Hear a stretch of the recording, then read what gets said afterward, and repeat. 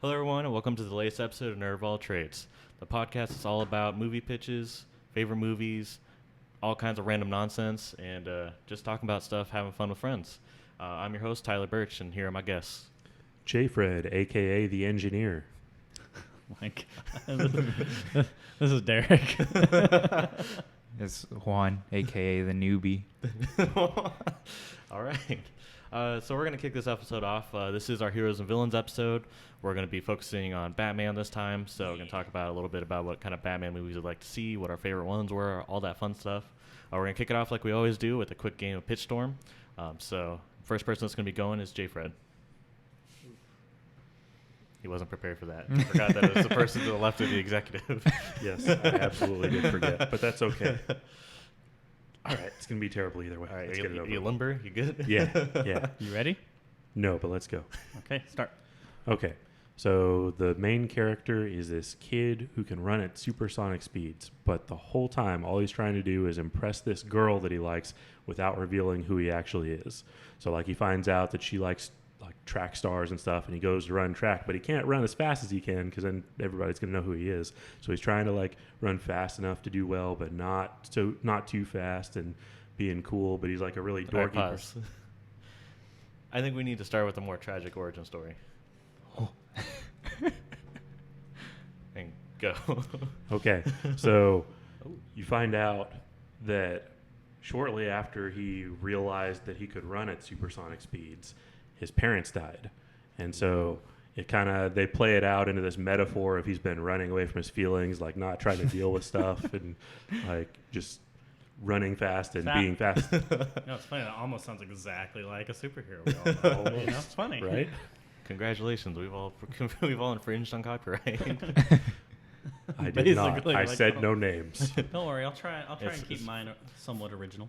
And the title of the movie is Flash with 2 A's. Flash. All right. Ready to go? I guess I have to do my own time, huh? All right. You ready? Yeah. Okay. So mine's about this supervillain who realizes that he hates himself, and so he's actually trying to turn his life around by turning into a superhero, while fighting crime in New York City, trying to have that work, crime fighting split, I guess, balance. What he doesn't know is he still is his own supervillain. So Pause. Ooh. Let's see. Can we add a bunch of alternate reality versions of the hero? yeah, we can. Okay. What is this nonsense? I like that one a lot. All right, ready? No, actually, I know I said yeah, we can do that, but Yeah, I you mean- sounded really ready when you said Yeah, that. I was like, damn. He anticipated. okay, let's do it. So the reason he actually is his own supervillain is because not only is he mentally insane and has blackouts where he's, I guess, kind of setting himself up for failure. There's also other evil versions of him from the other ones that don't like that he turned from the other, I guess, multiverses, that don't like that he's turning his life around, and therefore are there to, I guess, kill him or make him stay evil. I don't know. I'm not gonna lie. I respect that you double down on him having the double personality. Yeah. That's all I had, man. All right. You ready, newbie? Yep, ready as I'll ever be. All right, let's go. All right, so mine's a real bare bones idea. Picture it. The characters are two kids struggling to impress their superhero parents. So they don't have superpowers. I don't know how that works out, but like genetics, they didn't get any superpowers. And then I don't know where a giant like alien overlord comes out, then tries to dominate the earth. So they see it as like an opportunity. It's like, oh, this is how we can impress our parents if we take out this big guy all by ourselves. So it's a real bare bones idea. Basically how it's like goes along. It's basically they're just Pause. trying to take out this warlord. What if exactly half of the characters all die at the end? Ooh. Right. All right. Okay. I can work with this. Let's go. So, if it's going to be half, it's going to be their parents that actually die. So, their parents actually die from the warlord. So, now they have more of a reason to take out this alien warlord.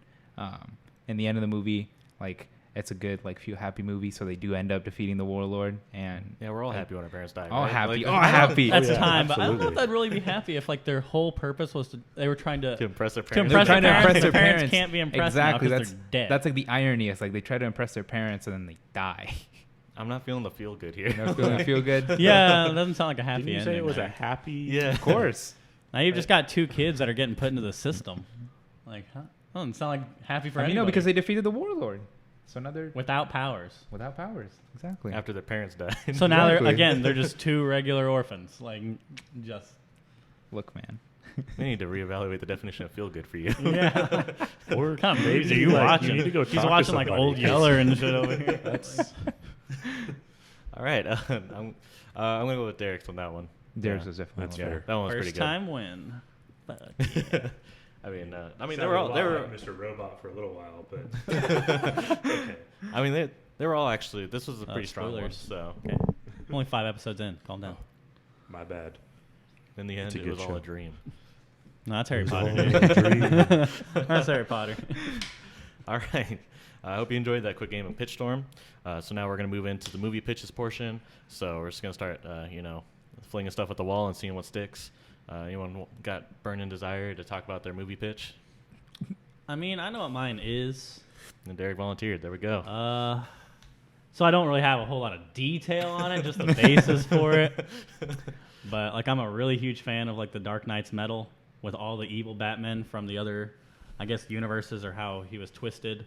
So just seeing a movie where it'd kind of just be, I would want to say him versus all of them, but I don't really know if that's really feasible. Like, They'd fucking wreck his shit. I was gonna say for one regular ass Batman to take on like the evil Aquaman Batman, the evil Joker Batman, the evil Cyborg Batman, like ones that actually have powers. I think it'd have to be a Justice League movie. It would. It would have to be Yeah. like Justice League versus the Dark Knights, and then they could all fight their rivals too. Like I think that'd be a really cool one to see. Obviously, make it rated R, make it so people can die. Got to have it gritty, but I just think that'd be cool because they have a lot of badass powers, a lot of cool dark characters that we don't really get to see a lot. I mean, like obviously I love the Joker. Like Joker's one of my favorite characters, but seeing a Joker that was Batman turned insane would be a lot cooler than just some other random Joker that's out there for whatever reason. The one we don't speak about, and then the good ones. So yeah, I mean that's kind of all I got. I don't really have a whole lot for that. Just to give a little bit more context on Dark Knight's Metal. It was a comic book event that they did a couple years ago, and all these different versions of Batman from the Dark Multiverse, where it was all these are Earths that everything went wrong. Usually the Earth was doomed or in some way. They come over to our, well, not ours because we don't live in that world, but in the main DC universe to take over and it was like to bring the Earth into the Dark Multiverse or something like that. Mm-hmm. So there was the Dark Knight's Metal, and it's all the evil Batman, led by the Batman Who Laughs, which is a Batman who he ended up actually killing the Joker. Really, like if we need to get those origins in there, because like that one specifically was really good, because that was like Joker captured Batman, and he watched as down the alley a family of 3 came down, a mother, a father, and a son came down, and then they gunned the parents down over and over again. So he had to relive his biggest trauma. And finally, like the Batman snapped and killed the Joker, and that's what turned him into the Batman Who Laughs. So Yeah, didn't he kill Joker and then like Joker toxin got into him because of it? Yeah. The Joker gas. Yeah. So just, I mean, they're all really cool. There were ones based off the Flash, Red Aquaman, Death. Doomsday, The Doomsday one's It's freaking cool. cool. Ares, all those. So Unstoppable. that'd be a pretty fucking amazing movie. And if at the end we don't get a Batman Joker team up to take down Batman Who Laughs, then we're all just gonna be worse off for that. It was a real good comic book. Yeah. Especially that It was part. it was a good event. Definitely go check it out. I don't know. Who's your favorite Dark Knight's Metal? Is it just Batman Who Laughs?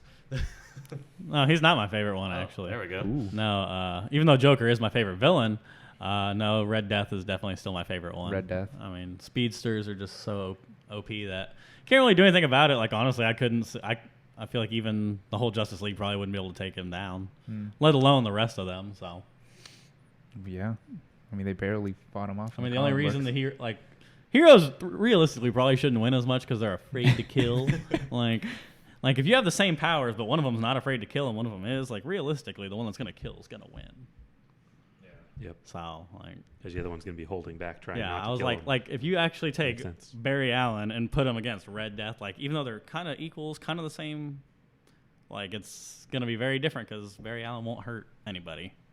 And hopefully we'll get that in a future season of Flash. Little bitch. If they What, a get Red their heads Death? out of their asses. A Red Death? Well, they've teased it a couple times. Well, How I'm m- okay with Godspeed. No, okay, let's I mean, not fast forward too We've much. already talked about this. First half of the season's Godspeed, and then it turns out Red Death was pulling the strings of Godspeed, and he I'm was okay the with final this. season, like the second half season guy.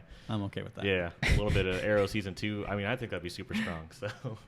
So, okay, I'm getting a lot of blank looks. So a lot of times the Arrowverse shows, they'll do like first half of the season has a bad guy, and then after like the main hero defeats that bad guy in the mid-season finale, it'll turn out someone was pulling their strings. So we were talking about like having Bigger like, bad guy. exactly. Think Jaws and bigger Jaws. Exactly. So yeah, no. So seeing something like that, just because we want all the speedsters, so we're sluts for speedsters. Or if y'all play video games like Far Cry 3. Y'all didn't play that? Nothing? Nope. I watched people play Far Cry 3. Never I was mind. never really I was into just trying to that. think of more relevant things. Where it's like, So you then think you one would see, person's like- the ultimate villain, and then you end up finishing them off halfway through, and And it's it's like, like oh, another they guy's actually like, weren't the "Oh." main bad guy. Yeah, I feel like that's pretty common though in a lot of video games. That That's style fair. of game. Skyward Sword Zelda did it too. Yeah. And I mean, I think the first time I saw something like that was the original Power Rangers when they were like, "Yeah, we beat him," and then they like grew or went into a like Zord or whatever, and then they were like, "Yeah, we need our Zords," and then the Megazord, and so it kind of leveled up in tiers like that. That's true. That is a pretty physical representation of that. Yeah. Haven't like- seen it. Obviously compressed because it's like a single episode Yeah. as opposed to seasons long. Yeah, but but I mean, no, that's a really good comparison to it.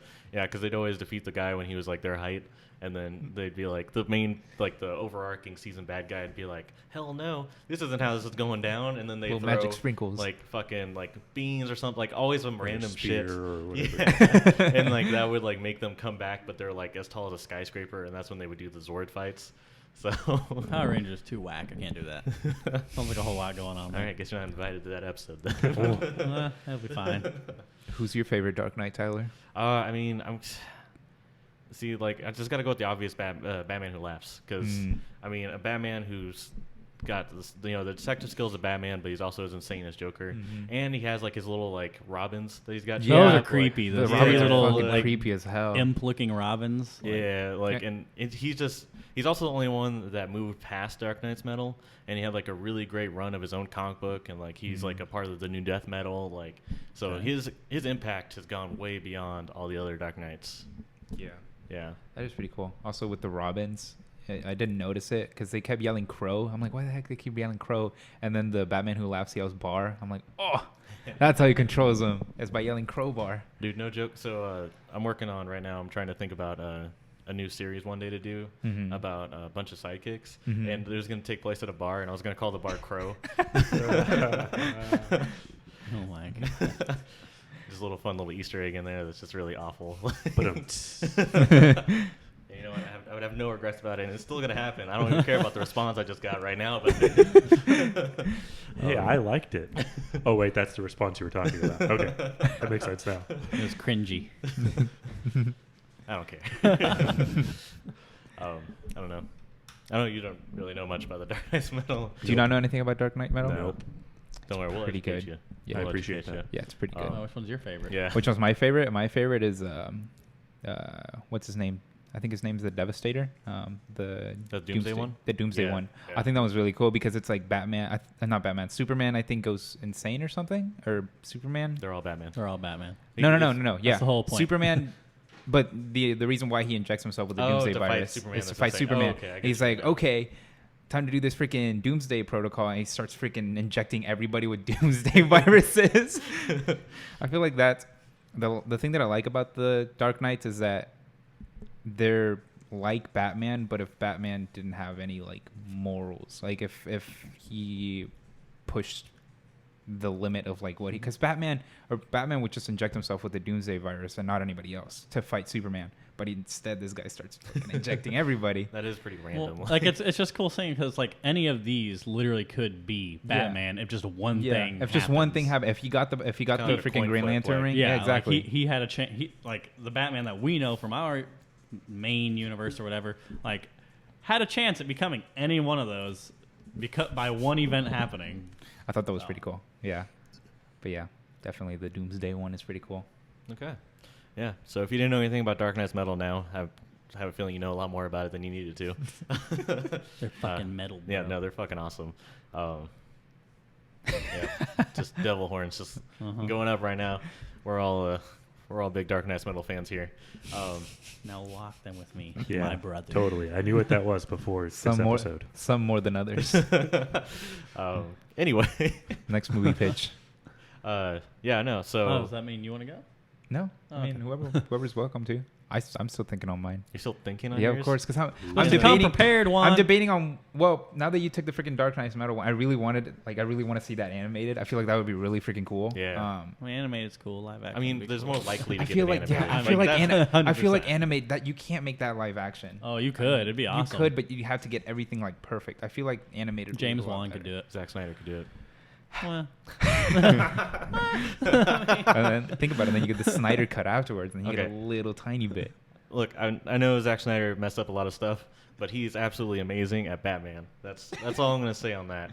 okay, His Ben Affleck Batman was that's fair. yeah. I like Batman. that warehouse scene was straight out of an Arkham game, and that is what every big fan of Batman wanted. So I will say that Except for the fact that they kind of just gloss over the fact that like he killed somebody. yeah, whatever. Who? Batman? In BVS, like Batman straight up shot somebody. I was like, he freaking oh, I grabbed like like a this big machine Batman. and started shooting people. I was like, this Batman's he's not no bitch. He also branded people so they get He killed in did. I prison. thought that was so weird. I thought that was so Ben weird. Affleck played a dark Batman. I loved it. But I mean, if a Batman who's as disillusioned with people as he was, it makes sense that he would kill people. 'Cause They He'd been definitely through went some the shit. older Batman. They Yeah. definitely went with old man Batman for Yeah. that Batman. At that point, you're like done being idealistic. You're like, Yeah. You know, when he was younger, he's like, people should live. I don't care what they do. The older one, he's like, no, Brand these sons them of like bitches are cows. coming back. People are monsters. After the 5th time Joker breaks out, like you're just like, I need to start putting these bitches down. Yeah. For real though, like Yeah. how many times, like how many times do we have to teach you this lesson, old man? Like, come on. No prison can hold me. Well, what about hell? As he caps his ass. Oh. Well, it's like every time when you could have killed him, he gets out and more people die. So are you really the good guy here at this point? People have been debating that for decades. Yeah. Yeah. I don't think there's ever going to be a clear answer. I think there's significant evidence on both sides of that. Agreed. All right. Anyone else got a? Want to go next? I'll go next. I Oh, figured mine I'll out go. now. I really like the multiverses, so I don't know if there is one about this, but about the crime syndicate, specifically about Owlman. Okay. Because I feel like we always see like the crime syndicate as they're like already all together. What's the Never crime like syndicate? the crime syndicate with like Owlman and like I forget what the other guys are called because I just like Owlman more. Useless. Okay. I'm sorry. so, I forget what all the alternate like so evil versions of them are. The Crime Syndicate is the Earth 3 Justice League, but they're all bad guys. Yeah. So there's Ultraman and Superwoman, and there's Owlman, which is Batman's equivalent. So if you've seen Justice League, Crisis, was it Crisis on Two Earths? yeah.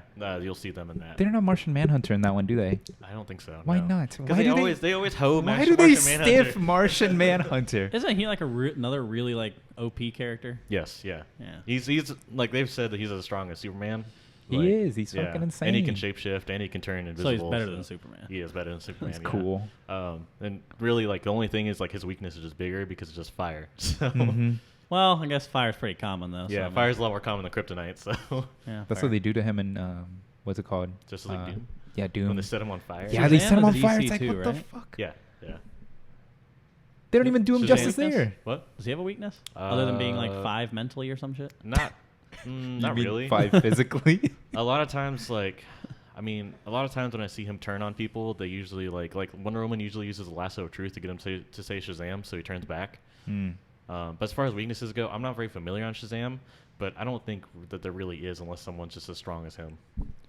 Yeah, So like, he's like Superman without the weakness. Yeah, he Yeah. is. Because like, and especially because he's magic based. Like Superman he's very weak to magic, so that's another way to exploit He's him just an outside of alien. kryptonite. Mm. But Shazam, he is magic, so that's not Yeah, really Shazam- going to be a big deal. I feel like Shazam's like Shazam transformation is so weird because if he puts somebody in front of him, he doesn't transform back and He just fucking he zaps him with just fucking zaps him with lightning. Wait, what? Yeah, Yeah. no, it does it in the movie too. Like Mhm. when he says Shazam, but he's underneath someone, the lightning hits them, but it doesn't turn him in. Like it just fucking It doesn't. obliterates Like them. that's not how electricity. If I don't it, if even it remember that part. exactly, if Yeah. it works like electricity, then it would turn him back. There's been a lot of times where he just grabs someone and he's like leans them towards the sky and he just says Shazam and they just start getting zapped and they just like. Well, you know, theoretically, wouldn't be too hard to stop the dude. All you really gotta do is cut out his tongue. Ooh. then I don't really know if there's a whole lot he You can have to do. kill Billy. Like, there's no way that you can stop. You him do with have to Shazam, kill but Billy. You gotta kill him with Billy. Well, that's what I'm saying. Like, but if you cut out his tongue, he can't even say Shazam to turn. So, Yeah. like, yeah, if you go after him when he's a kid, there's not a whole lot he can Can do. he transfer his powers? Well, he did in the movie. He did in the yeah, movie? he's got the Shazam. He does that a bunch of family. times. Yeah. Yeah. Oh, yeah, his little superhero squad of kids. The Shazamily. Yeah. Is that what it's called? I don't know if that's true or not. It's just something that like I That's just like picked up along the way. So I don't know. Shazamily. Oh. Okay. What were you- Anywho. Yeah. So That ends that tangent. Not a word I would have come up with. Yeah, what were we talking about? We were talking about the uh, crime syndicate. Yeah, you're talking about Yeah. crime syndicate. But yeah, I would like- that was a backstory and then a Yeah, Shazam exactly. tangent. The backstory of like Owlman, I feel like that would be pretty cool. I would like to see like a whole movie just like based on like the crime syndicate, because I just like alternate realities. I feel like the normal like New 52 and stuff like that and everything. It's kind of, I want to see something different. That's why Metal is so cool for me, just because it's completely out there. Okay, So tell me Crime more about Syndicate. this movie. So is it like Batman versus Owlman? No, BVO. Yes. I mean, I feel like I would rather see like a backstory of Owlman and then like the formation of the crime syndicate.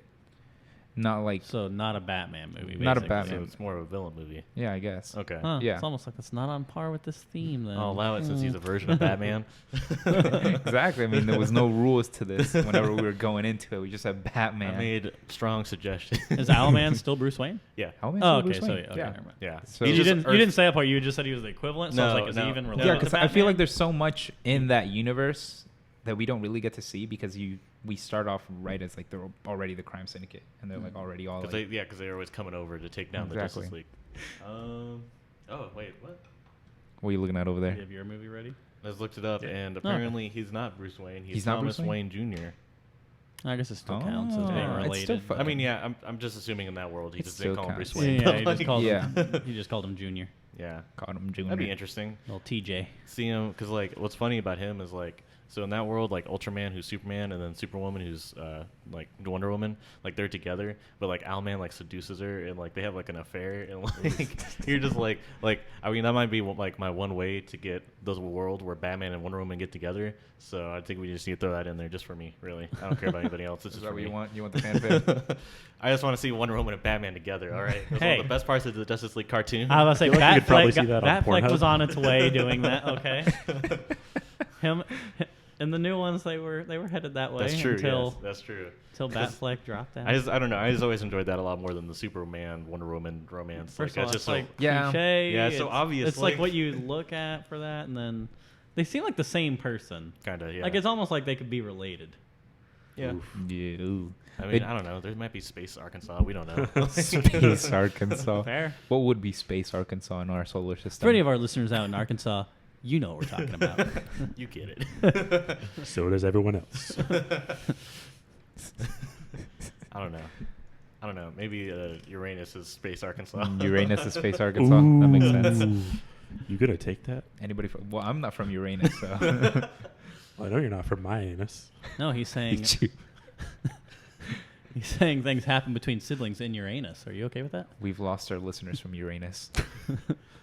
That's That a real is shame. unfortunate. I was looking at the analytics, and there's a big, significant viewership in Uranus. It's like 50%. I was really hoping that we'd be able to crack it into Uranus. There's a very big dent. This is the perfect time. I was just I watching. was like, the God, we're episode. fucking stupid guys. I didn't ever claim to be smart. I was just watching the Friends episode where Joey was like, "I'm gonna be Al Pacino's butt," and so they're all making the jokes about him like cracking into show business and stuff. So I was prepared for this. Nice. I don't know. Okay, I guess someone should talk about like a movie pitch or something. Yeah. So, as you all know, I really like origin stories and backstory type stuff. So I was thinking about two related things that would be surrounded around Ra's al Ghul.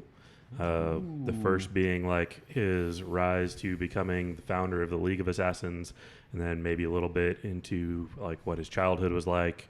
I got into some issues with that because there are like 4 different origin stories for Ra's al Ghul.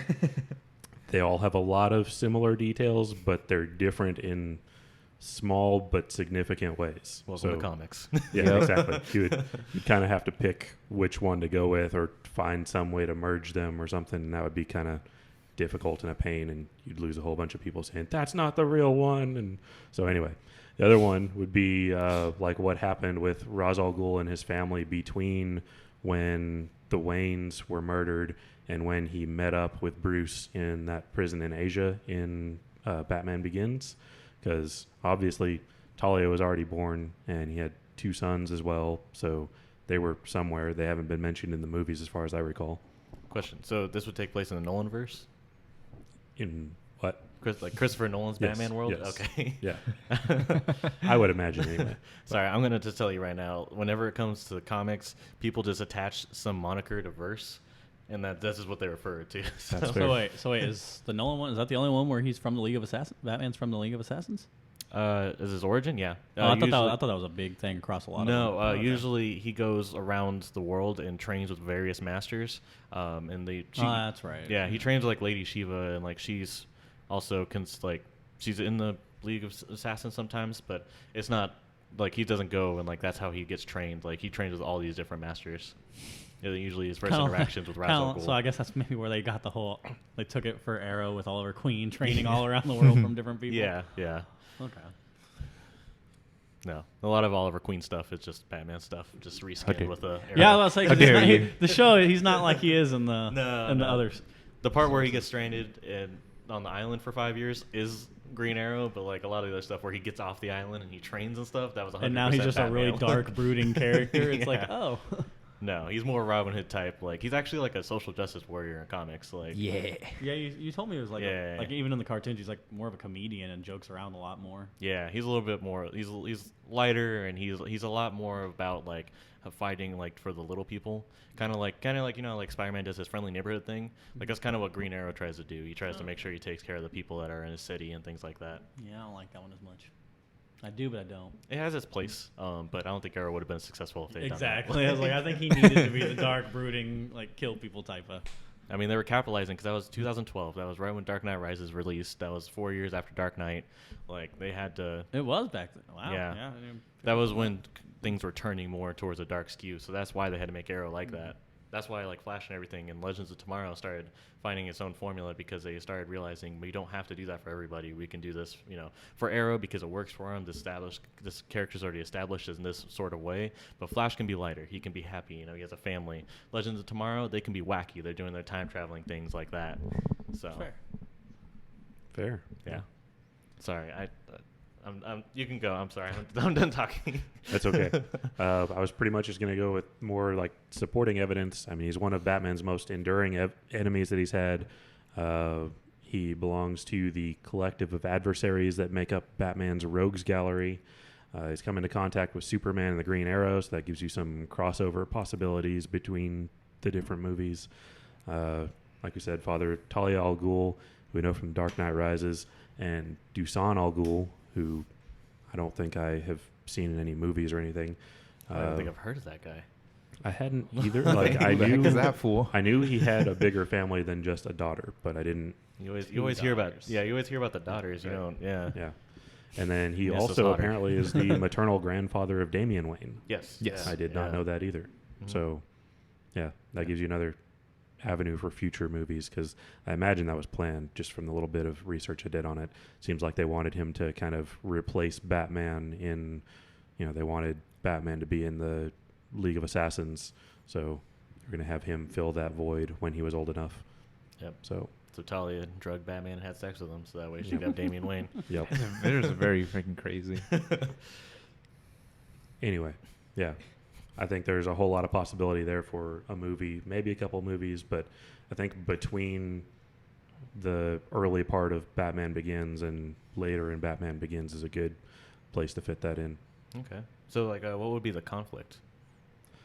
I think there are quite a few that you could have. Mostly would be the training and planning based on what they were wanting to do with Batman later, kind of building that all up.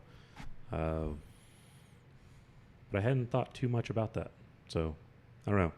Can you think of a good conflict that would be involved in that? Before Batman Begins, Did Raish start the League of Assassins, or did he rise his way up there as well? So I'm gonna assume, based on what we know about the Christopher Nolan world, is that it was already established and he rose into the ranks, because this is like him without the Lazarus pits and he's not coming back to life. Like that's why the whole Dark Knight Rises, when he was there, like he was like, because you can be more than a person, you can also become an idea, and like that was their way of saying like he's immortal because of his ideas. So I'm gonna assume that means that the Lazarus pits aren't a thing. Yeah, see, I don't know much about the Nolan version. Again, all of mine comes from Arrow. I thought the Lazarus pits were supposed to be a part of that. The stuff that I found said that Ra's al Ghul was the founder of the League of Assassins. I mean, I didn't look in specific universes to see if that varied, but little bit that in I comics, did. I'm sure it does. Yeah, At some point. in comics, he absolutely was the another. founder. Okay. Yeah, and he had the Lazarus pits, so he's been around for like centuries. Yeah, saw that. So he probably did found it in the Christopher Nolan verse. So that'd be really cool, like seeing him like create the League of Assassins. Yeah. Ooh, but Find the follow-up last- question. Would you still have Liam Neeson play him? If possible, yes. It's like, would you have Liam Neeson's get up? A man doesn't really age, so I'm sure he's up for it. Like, I mean, any chance I get, yes. Even when he does He's age, like- he he's still like, kicks ass. It doesn't really matter. he's like, I wrote this so that way Liam Neeson could have another Batman movie. Exactly. I don't know. I could maybe like. I would. It's really tricky. I would say probably this, like him establishing the League of Assassins would probably be the conflict, like because remember like at the end of Dark Knight in Dark Knight Rises, like when his wife like was like, yeah, I'll give up my life for you, and he had no idea, and he just like wandered off as some random mercenary. Like I feel like that'd be when he's establishing something like the League of Assassins, and I think that would be the source of conflict, because like how do you even start something like that? Yeah, that's fair. Or we can see like his sons come into play or something like that. I mean, I think there's definitely a lot of potential there. Yeah, It'd be cool. Any more Ra's al Ghul is always good with me. that's what I thought. The demon. Well, almost always. I didn't like him in Gotham. Yeah, he wasn't great in that. Gotham is Gotham. I was like, but no, in the Dark Knight once he was good, and then yeah. I'm trying to think. Like, I feel like I'm like floundering because I can't think of like a really good conflict that would draw him in. Like, I can't either. I know. Like, You know what? Actually, here's my amendment to that. I would love to see him, or not really an amendment. I'd love to see him take out like a civilization. Because he was always talking about how they like the League of Assassins or League of Shadows has always been around, and they've taken down like these civilizations. Like, Yeah. So there was, I think one of the origin stories that I read was that he was imprisoned and he was like a doctor in this civilization somewhere in, I think it was North Africa or something like that. And a child of a woman that he had healed earlier came and let him free. And so he ran back to his family, who were like nomads, and convinced them to come back with him and basically raze this whole city to the ground and destroy it. So that could at least be one of the things that he was talking about. Probably the first one, because I think that was before he discovered the Lazarus pits. I don't know what universe that was in, though, so that might not coincide. yeah, there's just so much left up in the air about Exactly. because they Like- didn't really go into Ra's al Ghul like. Yeah. In I could see the there being Nolanverse. conflict where, like, if he does take in Batman to try and train him and everything, like a conflict between Batman and his son, obviously, who would want to be the next heir, Sure. and he's just like, no, I want to make Batman I want to train him to take over, and No, I got it. All right. So when Talia and Bane got out of the pit, and The they joined pit. the League of Shadows, that could be it. Seeing him join, because because Ra's al Ghul excommunicated him from the League of Shadows because he didn't like looking at his face. Yeah. So fucking rude to Bane. So I could see that like he's like leading the League of Shadows, and then like Bane is like rising through the ranks, but he's so vicious that he's like, you got to get out of here. And there's no way that Bane's just leaving. Like he's Yeah. not just leaving Talia. So like in my mind, like that means that Ra's al Ghul had to beat him in a fight. Yep. Like, I could see that. Yeah, I like that. yeah, there we go. I was like trying really hard. I was like, how can I fit this into the canon that's already been established for the Christopher Nolan world? fair. But yeah, no, I think it's pretty cool. Yeah, we need more Ra's al Ghul. I definitely think so. Yeah, That that was is a good tag team pitch. Yeah, there we go. yeah, that is one of the supervillains that does get like shafted. Yeah, they always Ra's do al the same Ghul. thing. He's just like, hey, Batman, bro, join me. I don't want to join you. I'm going to make you join me. Well, I'm not really going to join you. I'm going to stab you. Well, I'm dead then. I guess that's it. Like, Lazarus pit. Do it again. like, I mean, there's just so much, especially with him, there's just so much history because he's been around for, centuries. So it's like, Yeah. how can we not? And, I mean, I don't know. Yeah. Actually, I say that I feel like in the animated version of Teen Titans vs. Justice League, he did say that the Lazarus pits came from Trigon. I'm like, whoa! I thought that was pretty cool. But yeah, I feel like that's the only time that animated Ra's al Ghul wasn't completely shafted. Yeah. From what I remember. Well, I mean, in the animated series, he's probably good. But Yeah. I haven't seen as much of the band I in the don't animated remember series that I much. liked. But yeah, no. Ra's al Ghul's cool. Check him out. You may not have noticed him because he's not like a very like ostentatious, like He's not. flaunting it all over No, the he's place. really not. Like he's really the guy that pulls the strings. Like, Yep. absolutely. All right. Yeah. So I guess just my pitches left. I have 15, so we're just gonna go through them real quick. Oh. I'm kidding. I mean, Line I do by have. line. I could have 15. Like, Do you have them? Do you have them It's going to be alphabetized? 10 hours long, people. Buckle Gonna in. read through the script for each one. No. My movie pitch is a little bit more complicated because it'd have to take place in an established world, because to get all the pieces in place, it couldn't be something that you just do in flashbacks. They would try and it would be awful, but I mean, I was kind of torn between doing, because I'm trying not to go super basic, but I'm just gonna go super basic. And I really want to see. I mean, I want to see this Batman universe get established. I want to see him get his Robins. I want to see everything that happens, and then I want to see a Batman Under the Red Hood movie. Yeah, I know we already got the animated movie, and the animated movie is excellent, but I just think that there's so much more there, and you could do it so much more just in live action, because I mean, it will be longer, because most of these animated movies they do are like 80 to 90 minutes. Yeah, they're very quick. Just a little backstory on Under the Red Hood if you're not familiar. So Batman, he collects Robins, like you collect Pokemon cards.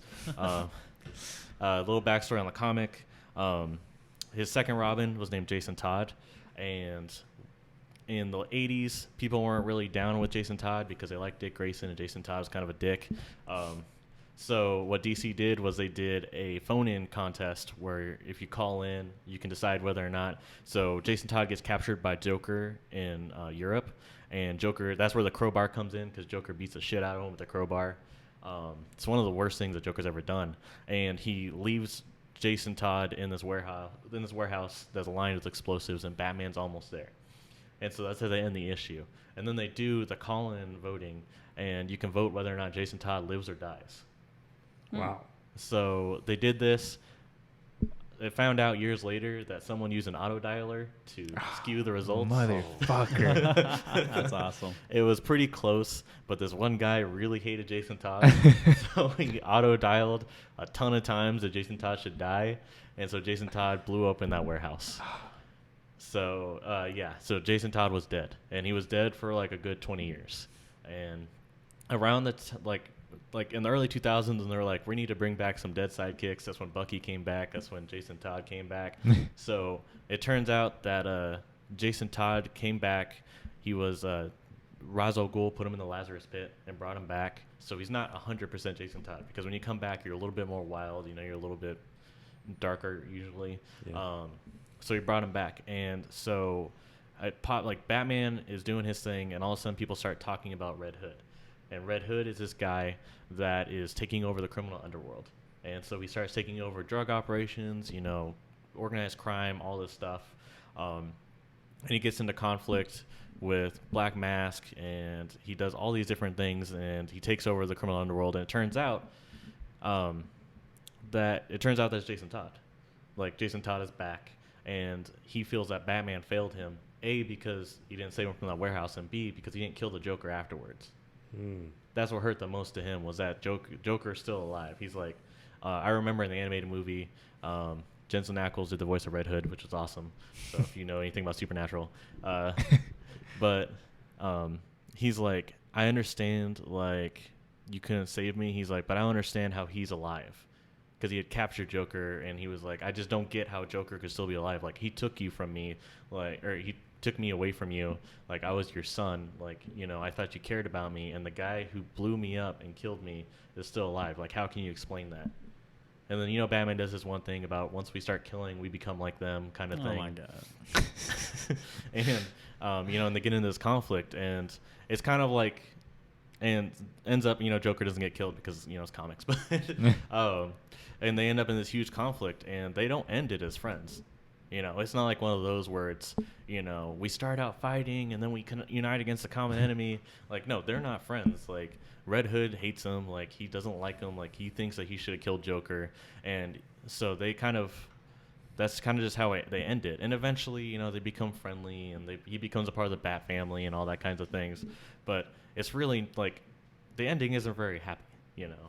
And I think that's actually more important, because you could have just wiped it away. You could have been like, Red Hood was like, you know what, like, all I really wanted was a hug from you, Papa. Like, but they decided, like, they're like, no, this guy is not like that. You know, he's more of an anti-hero than Batman is. This is a guy that believes that Batman's ideology is wrong, the defining thing about Batman. And so he decides that he's going to kill people. Like, his weapon of choice is guns. He kills criminals. Like, My kind of man. So he's a hero? Like, he still wants to help people, but he believes that doing it the way Batman does it is wrong. So he usually he goes out and he kills the criminals. He doesn't. Oh, see, I thought he was like a gang leader, mob boss type. So person. he does that to destroy it. Oh, okay. Yeah. So he tries to take over throughout that series, he tries to take over the criminal underworld because he wants to destroy it. So he starts killing his competition, because he believes this is the best way, especially when you're someone brand new. Like, Red Hood, like, isn't something brand new. And one of Joker's origin stories, he dresses up as the Red Hood, which in that version, like, it's a lot more comic-y and campy. So he's like wearing like a tuxedo with like a cape and like this red, like, kind of like, it's hard to explain. It's kind of like, you remember like the glass container over the rose in Beauty of the Beast? Mm-hmm. Like, he has that on his head. Yeah, it's like a big cylinder. Like in the Batman Under the Red Hood animated movie, like, you see, like, Mysterio. You see him just like, it is a lot like Mysterio. Like, yeah. So, like, I think it's even more more interesting that Jason Todd decides that he wants to be Red Hood, and he's taking on the identity of Joker, like Joker's original identity, and Joker's the one that killed him. So it's kind of like, it's a mess up situation. Like, it's a dark movie. Like, isn't the original stuff when he's Red Hood, is it like actually a hood, or does he have kind of like that Deathstroke type mask thing? He's a Deathstroke type mask thing, yeah. Cool. It's more of like a motorcycle helmet kind of thing. So they've done it variations of it, but it's mainly been like the motorcycle. He's got like the motorcycle jacket. Like, he's very like. Isn't that kind of how they did it in Gotham? Yeah, kind of. Okay. Yeah. But I don't know. I just think that'd be a really great movie just to see in live action. I mean, there's just so much emotional weight to it. You get a little bit of everything that makes Batman great. You get to see him faced with his ideology and why it might be wrong, and he has to defend that. You get some Nightwing action, which is always great. You get a little bit more of a detective story because he's trying to figure out like who exactly is this Red Hood guy, and you kind of like see these like different crumbs that Red Hood leaves, that he's Jason Todd. Things like when, like, I remember in the movie, like, Batman almost like gets him with his batarang, like he almost wraps it around his legs, and right before it goes taunt, he cuts it, and he's like, that's a move I teach people, like, that's not something that people really know, like. And so it's like these different crumbs that he has to figure out that this is Jason Todd. And you get a confrontation with Ra's al Ghul because he's like, what did you do? And he's like, I thought what Joker took from you was terrible, so I brought him back. And you're like kind of confronted because Ra's al Ghul is a bad guy, but he actually did like Batman a solid, but also he didn't do him a solid. So. Yeah. Yeah. I like that suspense mystery type thing. Yeah. All different kinds of movies for Batman would work. You know, obviously Batman Beyond. You know, Ooh, yeah, Batman recruiting, you know, Nightwing, like, or as the original Robin. I would love, yeah, no, just one where, like, the Batman family is already established, so he's got everybody, all the different back roles, everything like that. I think would just be really awesome. I really want to see an established Batman. I think that's what I crave the most from what we're getting in live action movies, because we don't get that. We just do this thing where we do a few, we may introduce some people that are close to him, and then we just reboot it. We don't get this established. You know, he's got 5 different Robins. You know, he's got like 15 different people that are in this family. that are helping him with Gotham, and we don't get to see that because we're so obsessed with restarting over and over and over again. I think that's one thing I did like in BVS is that like he is the older Batman and he has like that suit from where Joker, like Robin's suit when Joker killed him. So like even though we don't see it, it still kind of gives you that backstory versus like you're saying like it's just Batman, like no other characters around him. My allergies are acting up now. Yeah, but I don't know. It's kind of with some characters like the big thing for DC is legacy. And I think that's where they fail in their live action movies. They don't, and their shows sometimes, they don't establish that legacy because a big thing for them has always been, this mantle. Like Marvel's kind of done it, but Marvel only did it when it really benefited them. But like DC has always been, I'm grooming this Robin to become me if I ever die. Kid Flash is here because I may not be here any longer, so I'm teaching him. Speedy's here because one day I may not be able to shoot arrows anymore. Like. It's always been about legacy, but we don't ever get to see that. And I get that we want to start out with the originals. We want to start out with that Barry Allen, that Bruce Wayne. But if you're starting a movie universe, allow it to be in real time. Allow it to be – because, you still get those same stories, but they get to be different people. And, I know – I just think that's how DC should do it. They should do it more legacy-driven. Yeah, I agree. I feel like they want to redo it because they're like, oh, well, technology has advanced a lot and we can make it look better, which is true. But where would we be if all of the movie series did that as technology advanced? Like Star Wars, if they were like, no, we're not going to make 1, 2, and 3. We're going to redo 4, 5, and 6 because we have better stuff. But they didn't. They remastered some of the stuff. They didn't go and remake the movie. Though. Oh, no. They did add some stuff that people hated, though. Yes, that's true. I was just talking about 4 and 7 being the sequel trilogy is very similar. Yeah, that's fair. That's true. They did kind of do that. Yeah, but I get what you mean. Like, you're like, why do we keep updating the same story when there's so many different stories out there to tell? Yeah, yeah. And they're getting further and further behind every time they remake one of the movies that they've basically already made. So yeah, and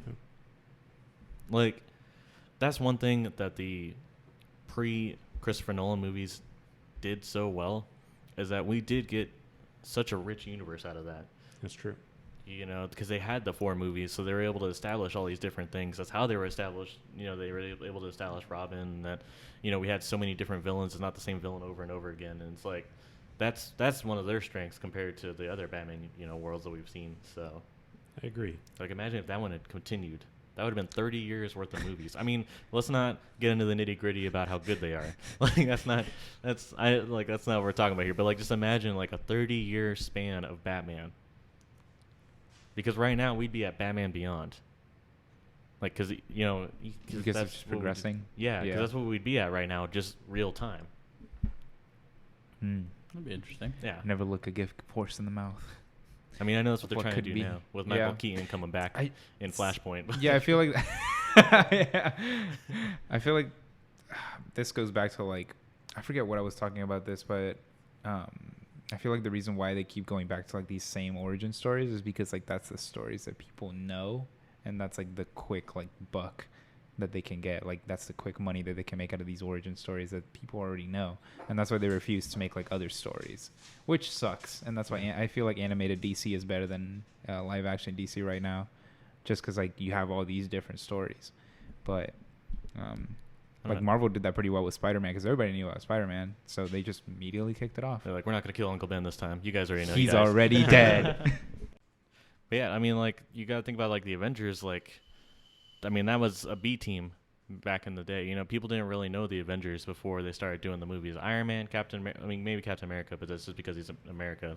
Yeah. But Iron Man and all them, they weren't well known. I've read a lot of articles about how in comics, hierarchy, they were not high tier. Mm-hmm. And so seeing Marvel take those characters and put them in, and they took risks on that, and it paid off. So I think not redoing the same thing over and over again could pay off. Yeah, definitely, it did pay off for them. So yeah, that's a hot topic issue. I feel like for me, DC Comics and animated movies are better than Marvel. That's just my opinion. Just because I feel the gritty and the darkness of DC is with I'm gonna point back to Dark Knight's Metal. That was fucking insane. And there's no way Marvel can do that. There's just no way. in my opinion. But live action wise, Marvel has definitely done like a really good job of like, because not many people knew who Iron Man was. Like whenever Iron Man first came out, people were like, how the heck is this gonna work? Like, yeah, this is like a good like one-off movie of a superhero that not many people know of. And then it turned out to be amazing. And then, but yeah, Marvel's definitely got like a good foothold in the live action world, and DC has like a very good foothold in animated. That's always been my opinion, because like DC animated movies are just like pristine in my opinion. They're usually pretty well done. Yeah. Yeah. And hopefully DC is realizing they don't need to be Marvel in the live action. Hopefully. But it's going to take a few years to figure that out. So, no. Wow. That was all over the place. As you can tell, some of us are really passionate about the comics. So, and superheroes and whatnot. Nerds. Yeah, I would say that. That is what we're titled in this. So I was gonna say there are a couple nerds here. It's fine. Yeah, only a couple. You know, freaking Derek and Jay Fred always go out and beat us up outside after the show. They take our lunch money. That's true. Then they go and play football and ride around in their varsity jackets. We go and we sport. We do sports. Throwing the sports ball. Throwing the pigskin, as they say. We love sports and we don't care who knows. Oh, jeez. If anybody gets that, I love you. It's going to be really awkward now if I get messages and it's just like, so Jay Fred loves me now. So I want to pass him my number. Yeah, you can pass a message along to Jay Fred for me at Jay Fred. I looked him up online. I'm liking what I see. Then I love them even more. From Steven. From Steven. I mean, I haven't tried that, but I'm open. It's fine. It's a new dawn. Steven, huh? Strange name for a woman, but okay. He like shows up to the restaurant. Hey, are you Jay Fred? Oh yeah, who are you? I'm Steven. Oh, like you're the one that's like here for Steven? Like I'm also here for Steven. That's weird. It's like I'm Steven Suber, and then like Steven comes as a big fucking burly man. Pimping Jay Fred out. That's what we're doing here. So if we've got any bidders, you know what? I'll take one for the team. If you guys really Thank want you, it, Fred. we'll implement a Patreon tier where you can take these guys out to dinner. Give a kiss to Jay Fred. I mean, free food is free food. I mean, I'm a picky eater, so. But if you get to pick the place, It's free food. Why I mean, if I get to pick the place, then. then free food is free I mean, food. honestly, I'm probably just gonna end up being Wingstop or something. I love Wingstop. Jeez. I mean, this is a tier where they get to date you, so it's got to be pretty high. So they're packing some money, so they'll probably take you out to a fancy place. Oh, we talking sugar mama status? Okay. Yes, sugar mama. Definitely. Sugar daddy, whatever. Like, Food is food. It's gotta be eye candy, I can be bought. It's fine. Food is food. All right. So we So wait, do they get to buy me like a brand new Corvette Stingray? Because I'll do a lot for that. Oh my god. Oh, jeez, you're such All an right, we're old setting man. up terms now. So Well, you got me going on this tangent. Now I'm thinking about it. So please be there for the first ever Nerd of All Trades auction. It's like now I'm thinking, God, I need to start putting myself online for things. and then I start thinking, but what am I actually worth? And then I get depressed. Oh, no, Jay My Fred. mind goes into, isn't this illegal? And I'm probably going to get arrested now. Oh, And yeah, let's be that honest. too. I Look at hadn't me. thought about I'm that. not lasting in jail, dude. We all know that ain't happening. You'll have a different daddy there. Yeah. Yeah. I'm going to be holding on to a lot of pockets, unfortunately. This was just a roller coaster. This went from having tears about buying dates to auctioning them off to being depressed about how much am I really worth to going to prison and being someone's bitch. To prison wives. It's like a dark turn. Hey, but it shows we're all self-aware, okay? True. Exactly. And that's what this is about. It's a dark turn. Seemed like a good So, time to- good next time segment, right? Good time to plug some certain hotlines. No, we aren't morbidly depressed over here. Well, I mean, speak for yourself, but I mean, let's fake it for another hour. Let's do that. oh, God. It comes in waves. It comes in waves. All right.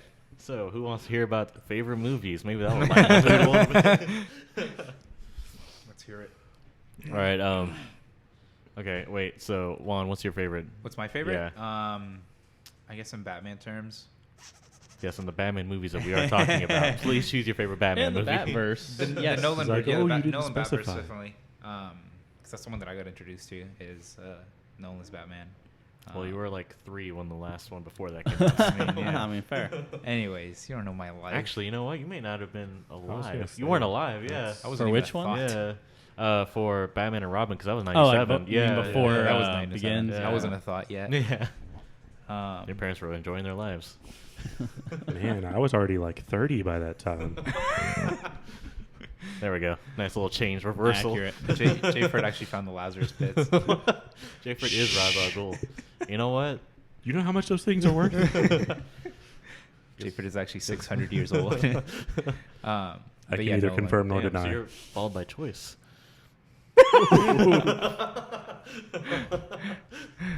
You did Low blow. You did say the Lazarus He pits stole reversed. the stole the age thing, so I had to go to a different route. That's fair. I did this to myself. I mean, he does. Yes, Is he it what does. I was wearing? Oh my god. All right. So, what's your favorite Batman movie? Definitely Nolan verse. Those Batman movies Which are one? Doing the whole trilogy. I was the gonna whole say trilogy. that's- Yeah, the whole All trilogy right. was pretty good. I liked it. Leaves me room to talk Bane, about Dark Knight. Actually, no. The, All right. the Bane one was where it kind of Rises. steered off a little bit. I don't know. The Bane one? You didn't like the one with Dark Bane? Knight Batman and Rises? Robin. Hmm? Batman and Robin. Or Dark Knight Rises? Oh shit! I'm talking about the wrong one. Hold on. I'm talking about Rises. I just wanted to I remind messed people myself about up because Batman we were and talking Robin. about Nolan. Yeah, that The one one was with the gas terrible. mask. Oh, Yeah, the one with I the have a gas- the feeling- one with gas I have a mask feeling. name.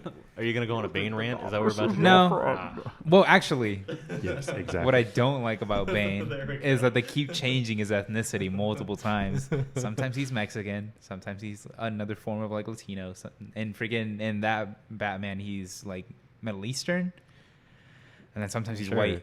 He's something. played by a white guy. Yeah. He's something. But- He's something. And I don't know. I feel like Bane isn't very grounded. He's another one of the Batman supervillains that's kind of shafted a lot. Because sometimes he's like really big, and then sometimes he's just always big, and then whenever the Venom gets out, he's really skinny. But can we agree that in the movie, we were glad he wasn't wearing the luchador mask? Yes. I actually love the Luchador. Oh mask. my Speak you're for wrong. Speak for your motherfucking self. No, I prefer gas mask. Actually, no, yeah, I really did like the gas mask. I The mean, gas mask's pretty cool. I did, but I really appreciate the Luchador mask too. The luchador mask is Yeah. pretty cool. Yeah. Yeah. Especially whenever But- he's like Hispanic. Kind of comes under the ethnicity thing, yeah. Yeah, so, the like, he's ethnicity one- thing. Whenever he has Yeah, the if he was luchador if he was a mask. Latin one, I mean that would He's, make he's more normally sense. from like a Hispanic island. So I'll say like, Tom Hardy coming out in it might be a little different. Yeah, but yeah, the gas mask is pretty cool. But yeah, on that certain trilogy, those are really cool. They did also veer off whenever it was the Bane one. It did have some good story, but it left room for the imagination because it ended on a cliffhanger with like the police officer. I forgot what his name. I forgot which Robin they Jonathan went with. Blake, Yeah, whose nickname no, sorry, his first name is Robin. Mhm. yeah. Go His by first name is Jonathan Blake, Exactly, and it left like a lot to the imagination, and they just fucking which was dumb. ended that I whole liked it. series. They ended I that hated whole that he was series. like, I hated that his name was actually Robin. That's fair. That's what, like, I love. I think it's just because it's that little nod to it. Yeah, 'cause they didn't how plan on else doing are they gonna anything do with it? Like they never did. They ever actually meet each other? Like Yeah. did they ever? Yeah. Did they? yeah. Yeah. Man, I Remember keep Jessica and He like tells him to like go like what evacuate the rest of the city and like Yeah. help people. Like, and he's the one that goes and convinces Bruce That's Wayne to right. become Batman again. He's That's like, right, yeah. Hey, I figured it out at the orphanage. You looked real sad, so you must be Batman, bro. That's right. Okay. Sound logic there. No, I was reading this thing and it was like ranting about it, and it was like this guy figured out that he was Batman because he was at the he visited him at the orphanage, and it was something about his eyes, and he's like, and yet Jim Gordon couldn't fucking figure it out. I was like, How many times he meets with him? Like I was like, well, when you put it like that, like I was like, it does sound really like dumb. Like, yeah, that's why I said it kind of like veered off a little bit more in the third one, but it definitely left a lot for the imagination for what was to come, and then they just completely ended the whole series. Hell yeah. So Well, you know, Christopher Nolan was adamant about never having Robin in the series. So this was the only way they can make it happen. give a little Yeah. nod to it, but not do. yeah, You're not they in didn't it, do him though. justice. Yeah. Yeah. But no, I would have totally been down for a Joseph Gordon-Levitt movie after that, of him being like probably Nightwing because he's old. Yeah, and, a lot. like, Yeah. Like, not or the Boy Wonder little guy Skip the anymore. Robin. But Skip the whoever Robin it goes was. straight to Nightwing. Yeah, because I would have loved to see. I mean, just like when he went to the Batcave and stuff, like seeing like the Nightwing suit pop up. Mm-hmm. I know in that one he probably would have just been Batman again, but like I love Nightwing, so I would have loved to see that. Yeah. But I did enjoy him, and I like the idea of him becoming Batman's legacy later on. I forget, in the first one of that trilogy, was he against... Ra's al Ghul. Yeah, Ra's al Ghul and Ra's al Scarecrow? Ghul. Yeah, that was... Yeah. Scarecrow was the minor villain. Yeah. And then it turned out there was a Then guy was pulling the his big strings, guy. and it was Ra's al Ghul. Yeah. Yeah, I really enjoyed that trilogy, just because that's how I got introduced to Batman. Yeah, I forgot about Scarecrow on that. That was a good one too, because I like Scarecrow. He was in. Yeah. What's crazy is like, what I kind of appreciated about that was that he was in all three movies, but you don't really think about it. He was? Yeah, because he was at the beginning of Dark Knight when all those impersonators tried to stop the drug sale with that one dude that was Okay. like I Russian do with think the I remember that Rottweilers. Like that was Scarecrow was in that, and then in Dark Knight Rises, when you see the court, he's the judge of the court. He's not wearing the mask, but it is the guy that played Jonathan Crane, like leading the court. Ooh, I didn't even think of that. Yeah, and he has like hay like on him, I think, which is supposed to be like an homage to him being Scarecrow, but he doesn't wear the mask. Is it just like same actor, or is it actually supposed to be Jonathan Crane? It's supposed to be him. Oh, he yeah, actually it is the became same a actor judge. who's playing him. Yeah, How the fuck did that happen? Didn't he stop him in the first movie? he did, but he didn't like kill him. Batman doesn't... Okay, He was what kind of noticing prison things. system they got here? Like, how do these guys keep getting out? Like, they just leave the door It's open. run by corrupt people. Duh. It's Arkham. I Yeah, guess. did you not but- know that Gotham's corrupt? Okay, bro? but do it Have you not Flash watched the did and series build your about- own prison at that point. Like, I mean, yeah, no. like Yeah. just take him to the Batcave and put him somewhere there to rot. Like, yeah, no. Everybody knows Arkham Asylum's a revolving door. yeah, like you don't. Is that where most of them are sent to too? Yeah, Yeah. yeah, because it's So for not the even- criminally insane. Like, I was like, none not of his even people just are normal. in an actual prison. Just gonna put him in an insane asylum. Yeah, Well, in one of the Batman games, they actually showed the blimp prison. I forget what it is, but it's not Arkham. It's another prison that's like a blimp, and Killer Croc gets out and fucking kills everybody. Anyways, Killer Croc gets out of a flying prison. exactly. That's what I don't get. It's a flying prison. Tyler's like, I've played all these games. I was like, and wait, It's it's Arkham City, I think. I think those, it's Arkham. those weren't prisons though. That Was- was the police force. Was it police force? Yeah, the It police was the force police had force. Was the blimps, blimp? and then Scarecrow took it over, and that's how he released his fear I mean, gas they in might the have city. a holding. Yeah, they cell probably have like in a it. holding cell or something. Yeah. But like that was a nod to Batman the Animated Series, where for some reason Gotham City PD had blimps. That's a high budget. And they're still not getting any results. Also seems very ineffective. I mean, a blimp of all possible aerial vehicles you could have. That's like the Putting worst. Killer Croc They just in it. attach those little like ODST drop pods in it and just shoot their forces down to the ground. Out of it. Yeah, I think it was like a steampunk influence kind of thing. And everybody said that Batman has never been as successful in live action because we haven't gotten those blimps. Oh my god! That's why. That's exactly why. I'd really disagree with that. Freaking blimps. But yeah, no, it's wacky. I don't know. I mean, how effective is Gotham PD in general in that world? So like, when you're being Fair. attacked by someone who's got Croc DNA, like, That's true. So with that one, I understand, but like against some of the other villains, it's like really though. I mean, okay, riddles are hard. All right. right? Like Riddles are very scary. you got a mob boss. It's like, I mean, while I get that taking down a mob could be hard, it's not impossible if you have a big enough police force. Now, I mean, like, yeah, someone that's like an actual monster. Well, I'll stay Yeah. out of that one. You know what? I would love to see a like workplace comedy of Gotham PD where they always get so close to having a case for like When Batman swoops in. and then Batman comes in and just beats him up and like arrests him, and they're like 6 years of my life. I spent 6 years trying to catch Joker, and he comes in and he just smacks him across a rooftop, and apparently that's due process because now he's in fucking jail. Yep. I'd be pretty pissed about that. I would be too. Like, And honestly, if you're thinking about it in that way, there've got to be so many teams of people that are working on each of these. Because if you're working on that single case for 6 years, there's got to be other people working on other cases just by itself. That's how many people is he pissing off by doing this? Like you just like see them and they're like the guy with the Joker, and he just hears about something else Joker did. He's like, "Are you fucking kidding me? I already have 4 rooms of files, and now I have to make another fucking file because you fucking just used Joker gas on the mayor. Like, are you fucking kidding me?" Yep. Yep.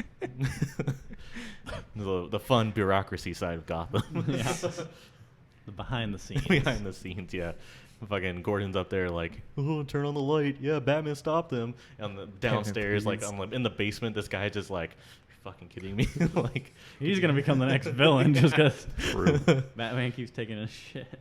I wonder if there is a villain that comes from the Gotham PD just because he's so fucking tired of it. He's like, I'm just gonna. The pig, right? Is it Pig? No. He wasn't No. a cop. No, He was just cop Professor killer. Pig. Yeah, was just a cop Okay. killer. I can't think of someone who was a. Why haven't they done I that feel yet? like there probably is Cop one, turned bad. but like they're usually not like major bad. They're usually just minor bad. Like the only like I'm trying to think like. No, well, the closest comparison I can think of is Harvey Dent. Like, and he's the Harvey DA. Dent? Like, yeah. Was there like, ever I guess. any storyline where like Jim Gordon went bad? Not that Became I'm like a aware of, villain or no. something? No. There's a storyline where Jim Gordon became Batman. Okay. Yeah, he had a. It was right Gary after. Oldman does it. I'm fine with it. It was like first, like in the series that Scott Snyder did, in the comics, like Batman ends up dying in a final confrontation with Joker. He didn't really die. It's comics, but so like this corporation bankrolls a new Batman, and it's Jim Gordon, and he has his partner is his mech suit, and he has like a mech suit that has like it looks like it's got rabbit ears, so people made fun of that. But like so like it's like him and like he's like Batman, and he has like this like mech suit that he can use. It's not like a really like Like the cumbersome BVS one. suit. No, Not like that no, one, okay. it's like, Like a that mech legit, suit? like it can like run by itself. Is it like, have you seen Space Force? Yes. When they're doing the like paintball wars or whatever it was, and they each have the Not different quite. suits. Or is It's it- more of like an augmented suit. Right. That's So is it like an exoskeleton suit, kind of like what's his name? Christian Bale has to wear. It's to more be like a able Gundam. oh, to- Oh, okay. Yeah. Okay. So an actual mech. yeah. Yeah. Gotcha. It's not like a huge one. So now he's a but it is, transformer. Got it. Like, and it does look really cool. And like, I did enjoy the storyline, but people made fun of it a lot. What the Yeah. hell is that? Yeah, just go and look it up. I just showed them. Oh, this Oh is my Harvey God. Dent Batman, isn't it? Yeah. No, that's, I don't like that's the- Jim Gordon I don't like the Batman. I mean, blue. Jim Gordon Yeah. Batman. Yeah, the blue is an odd choice. Like it's not stealthy. He's not meant to be stealthy. I mean, I guess supposed with to the be, two like, with the two police. big missile launchers Yeah. on his shoulders, looking like So, like- Blastoise over here. So like he'd like True. leave the suit and do Batman stuff, but the suit would be there to like take him down and stuff.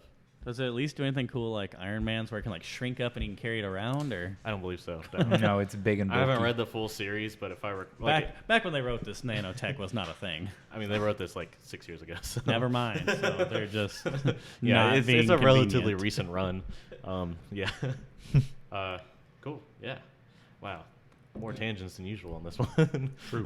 So actually, Tyler, on your little notion of like Gotham PD, there is actually a comic book series called Gotham Central. He said that. He Thank wasn't you. here for that. He Oh, I wasn't here for yeah. that. Oh, okay. Yeah, I was like, but Tyler mentioned that. Before the episode, we talked about how they were You guys doing talked the about Gotham. How they were doing the Gotham PD before, like on HBO Max. It's supposed to take place before Robert Pattinson's Batman movie, Oh, and we're okay. talking about how Gotham Central should have been Oh. it because, like, we don't need another Gotham show, like, No. but do one where Batman already exists, and you kind of Yeah. see how they have to. How do they do law enforcement in a world where there's supervillains and Batman? That'd Like, be pretty cool. so, yeah. Gotham Central. Yeah, they could do that, but no. Instead, we're just gonna get another Another prelude fucking to Gotham. showing how Gotham became corrupt, and it's like, oh man, humans being humans, they're evil. Like, Well, I think we've sensing a established lot that of with ha- Batman movies, they I'm like to sensing a lot of rehash the hate same over time here. frame. So that's a good point. Yeah, and you know what? This is a lovely segue into Derek's favorite thing. So I'm gonna take a break from the movies. Since someone else here has the same one. My favorite probably Batman iteration is the TV show that was on Fox that ended I think a year or two ago. Gotham. I thought they did a fantastic job. It's about Batman, but it's not. I mean, it more revolves around Jim Gordon, but we do see a young Bruce Wayne and like the years leading up to him becoming Batman. And with this, like, it's literally just almost all origin stories. So you get to see how every villain rises up. Like the Penguin starts off as, you know, just like this little hench person in this gang, like to Fish Mooney, and then like how he rises up and becomes the kingpin that he is. You get to see. Actually, they do this cool thing where, like, throughout the show, there's several different suspects of who's going to become Joker. You end up finding out, like, in the final 2 seasons, like who he actually. Maybe it's 3 seasons. I don't know. You do end up finding out who becomes Joker and how he becomes Joker, and they also did like very interesting takes on some of the characters, like with Joker. And I thought the actor that played him did a fantastic job, like showing that kind of insane side, and then also that kind of calm and meticulous and methodical side to him. For those of you who haven't watched it, like I won't spoil it for you, but I will say some BS that they were like absolutely because they first introduced the guy that's like Joker in the first season, and they're like, I promise you guys, this guy isn't Joker. He just inspires Joker. And then it turns out that his twin was supposed to be Joker, and it's just like, well, it's like he pulled the fast one on us. Like, like he's supposed to be, and then all of a sudden it turns out, then he becomes like the leader of the Maniacs. Then he actually becomes the Joker, but then he dies. But he kind of sets a trap that causes his twin brother to become the Joker. So there's like two different Jokers that you see, a maniacal, crazy one, and then one that's like super calm, like kind of like a criminal mastermind, and like doesn't really use over violence and stuff. He just has like smart plans that I guess still cause violence, but I mean. But they pulled a fast one on us. That's all I'm saying. And then seeing like Ed Nigma, the mortician, like researcher, or whatever you call those people, that look at the dead bodies for crimes and stuff. Like a coroner? Coroner, there you go. He becomes like going from that to becoming like snapping and becoming insane and almost having like two personalities and becoming the Riddler. So overall, like I thought just seeing all the different origin stories, because I don't read the comics, I don't know a lot of the backstories for a lot of the characters, and just seeing them play that out in live action, and then how Batman became Batman. Which over the show, it's nice because you kind of start off hating the kid that plays Batman. He's kind of annoying. Absolutely. And then like over time, he gets better. I mean, he's still kind of annoying like the whole time, Although but he gets a lot better. You're just like, how do you get in these situations? You're 13. Yeah, like kid, just first of all, don't be stupid. Like be a kid. Like don't go thinking you're the cops now. But I am the police. and then like seeing like again the relationship the law. between him and Catwoman when they were kids. That was really and just cool. knowing how it kind of grows I didn't up even know and that what it happened. escalates Yeah. into. Catwoman's there at the beginning. I So, didn't yeah, know that. She's been in it from the very beginning. Yeah. Gotham did a lot of good things. I know that it wasn't always like a really good show, but like they did a lot of It cool was always things a with good it. show. Don't listen to him. I mean, like that's not what I meant. Like I'm just saying Fantastic. there's elements of it that people always didn't like. Yeah. I do appreciate, because like in the beginning I understand people's concerns because it was like this is really like generic garbage, but they kind of started leaning into their themes with it. Mhm. Kind of got a little zanier with it. Like they were like, we just need to like not just be like really lame and like dark and stuff. Like let's just be like kind of wild. And there was like they like showed like different like stuff, and you're just like, wow, like you don't see things like that. And like For me, it was just you get to see literally like a ton of the villains, like even the minor ones like Firefly, which I never knew was a thing. Mad Hatter. Mad Hatter. I mean, I knew Frost. I knew not Killer Frost. Mr. Freeze. Mr. Mr. Freeze, Freeze. yeah. There you go. That guy, Victor Mr. Frost is her father. Victor Frost, right? Or Fries? Victor Freeze. Freeze. Yeah. It is Freeze. It's Oh, yeah, never it's spelled mind. Fries, and they sometimes pronounce it as fries, but they also like okay. it's supposed to be freeze. But like even seeing like his appearance in it was cool. So like just being able to see like all of the villains kind of rise Azrael? up to their roles. Oh yeah, I we forgot would about him never too. see Azrael if it wasn't for Gotham. Yeah, like I did not even know who that was until like I was watching. I was like, okay, that's fine, that's cool, cool dude. He had an interesting little arc, but Care to elaborate on who Azrael is? Yeah, so pretty much like in the 90s when Batman got broken by Bane for the first time, he went to go recuperate because you can just come back from that kind of stuff. And he put Azrael in charge, and Azrael was someone who was brainwashed by the Order of Saint Dumas, and he was pretty much like created as like this vengeful angel type person. And so Batman makes him a Batman figure, and so he ends up going just crazy and starts killing people and doing stuff Batman's not supposed to do. So when Batman comes back and he's healed, he has to fight him, and he takes him down, and then he comes back later as Azrael, who's like an avenging angel. So he changes his name because he wasn't like he was kind of fighting the brainwashing, but then when he was Azrael, like the brainwashing really took hold, and so he thinks that he's like this angel, like this guardian angel that's supposed to like smite people in Gotham. So we got to actually see that in Gotham, and there's just like a lot of villains that you would never see if it wasn't for Gotham, because they're never going to make live action. no, yeah.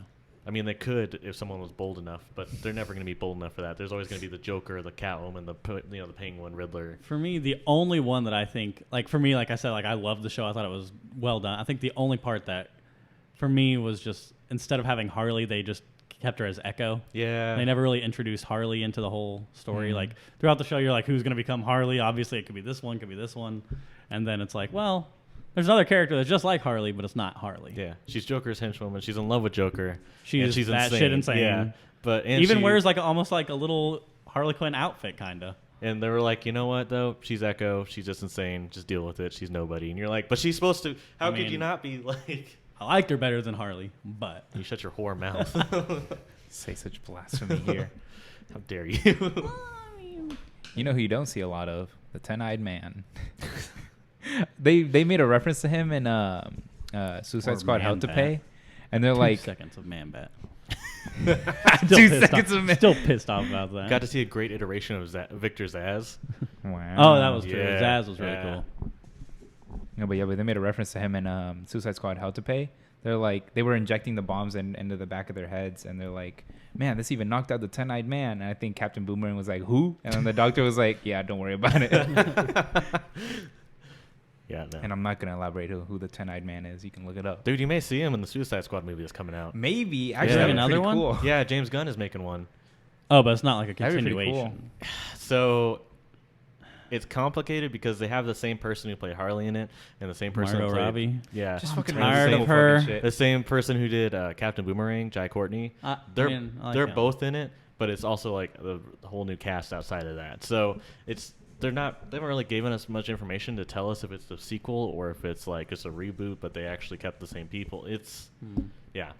But what's cool about this one is instead of just having like the 5 or 6 people, they're having like 20 people. Oh, So that cool. way you'll never know who really. I mean, you'll know who won't die because they're the people we know. But like, but like they have like all these like random people. Like Nathan Fillion's in it, and he's Ugh. got like, well, they're friends. So calm down. Like from what it sounds like, it's he's this guy. I can't remember his name exactly, but pretty much like his ability is he can take off his arms to beat people with them. Sounds like SpongeBob. So it's gonna be interesting, kind of what that looks like. But yeah, like I think they're gonna get kind of zany with it because of James Gunn. So we may see something like Ten-Eyed Man. Theoretically, couldn't he only pull off one arm? Because then you have to have the other arm to swing the arm. Unless you're Unless he like, bites it. unless someone else comes and just takes them and he uses them as a weapon. He just sits there with no arms like, let me know when I come back. Like, Someone comes at him, he just starts biting him. Like, He's like, wait, you can't hit me. I don't have my arms. this isn't a fair I'm fight. like, do they grow back if one doesn't come back? Or is it just those two? I'm gonna be honest. That's a I don't great know question. anything about him other than like his name is like Arms Fall Off Man. Like, God, that's worse than that fucking elongated man that I hate. Oh. How dare Have you you? ever seen Dr. Horrible's sing-along blog? yes, yeah. Captain Hammer. Arm Fall Off Boy. That's his name. Arm fall off, Yeah. boy. That's That's I wonder how- what his power is. That's how James Gunn became friends with Nathan Fillion. Oh, was really? yeah, Dr. Horriblaze. That makes sense.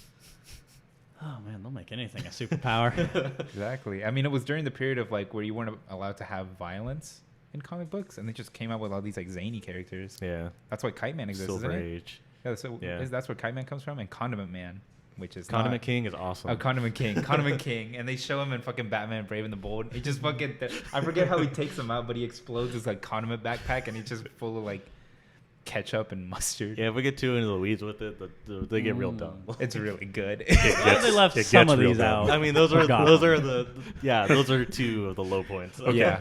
All right. Low Just wanted points, to I don't know. clarify. It doesn't Like get if that worse was than the middle that. of the road, then I don't know that I want to see the lower end. Did Gotham have Scarecrow? Yeah. Yeah. It did? Okay, Yeah. I don't remember.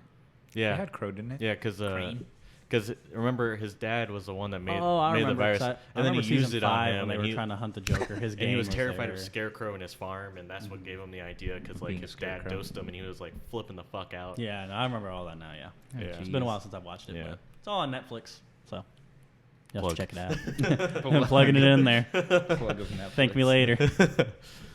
All right. Jeffrey, I do you mean, want to if they're talk not about paying, then I feel like we should also plug Hulu for something. But Hulu doesn't have any Gotham- Batman stuff. Well, we got to plug HBO Max. Gotham DC was on Universe. Hulu. oh, that's fair. Yeah, I- okay. I It don't might know. not be I just anymore, don't want to but give it was. Netflix an exclusive if they're not paying for it. Okay. All right. Yeah, HBO Max and DC Universe. You'll get a lot more Man. other Batman content. I don't think we should plug HBO Max. They're taking out such good DC movies out of there. Because I was like watching. I told you I was like watching all the animated Justice League movies. They took out Justice League Dark. They took out Batman Bad Blood, and they took out another one that I can't remember. Son of Batman they took out, and another one that I can't remember. I don't really want to watch those because those are like especially Justice League Dark, where it's like Batman with like the magic side of the Justice League. That's pretty good. Just as an aside, I do own the 10 years of DC animated I was universe about to movies. say, just so you're aware, there are things. I know DVDs are getting a little outdated now, but they're still a I thing. want to seem old. He's like, what are those? That's so cool. I So was just- retro. I was over there recording you guys them are out. so old. DVDs. I I want was just over there This is recording wait till them on he my learns about tapes. VHS.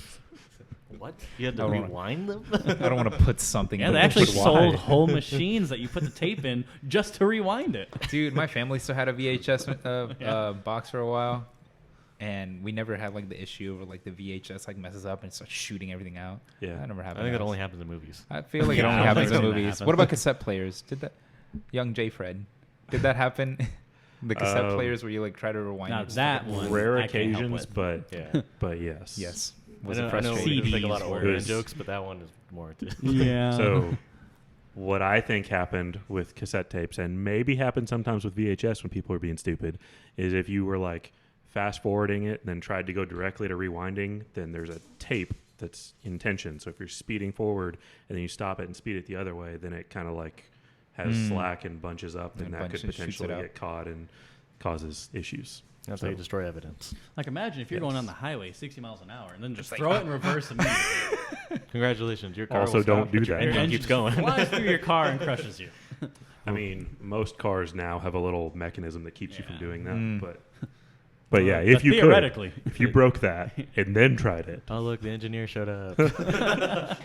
Really, I hate you so much. really carbon dating J. Fred over here. we had to give him his Actually, highlight that's here. not carbon dating. You would have to measure the carbon. Oh in my I the know what body. carbon dating is. Doubling down on it. All right. I mean, I I'm only- going home.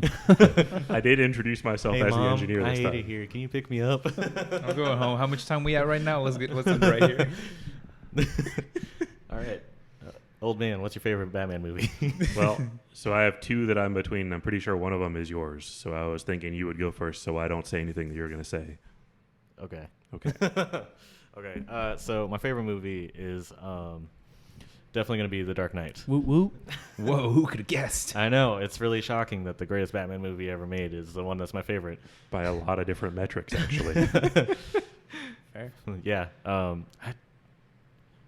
I think it made more than Dark Knight Rises. Someone even died in the making of it. Pretty sure After it Did did. it? After Did it, it? no. You're thinking of, After you're thinking of it. The Crow. That's right. No, you're thinking of The Crow on that one. Well, I was just talking about Heath Ledger, but Brandon Lee, the guy that's the son of Bruce Lee, The Crow. during the making of The Crow, he actually died in a stunt accident. yeah, Mm. like the prop gun was replaced with a real one or something, or Something it like went that, off or yeah. something like that. There's a lot of working theories. Yeah. It was the Illuminati. Anyways, elaborate more on For real? Dark Knight. But about The Dark Knight, that is not related to The Crow. No. I mean, it's just such a masterclass. And to me, the greatest Batman stories ever told are the ones that have Joker. It's just, there's no way of getting around it. He has great stories with other people, but the dichotomy of order and chaos is always going to be the main selling point. There's always going to be, like Joker says, whenever there's an immovable object, there's always the, unstoppable force. And that's just how it is with Batman and Joker. And Heath Ledger's portrayal was amazing. I mean, the multiple choice origin was fantastic. Like, that's my favorite Joker is always the one that you don't know how he got started. You don't know if one day he walked into a thrift store and was like, hey, look at this paint, I'm going to paint my face and go kill some people. Or you don't know if he fell into a vat of acid.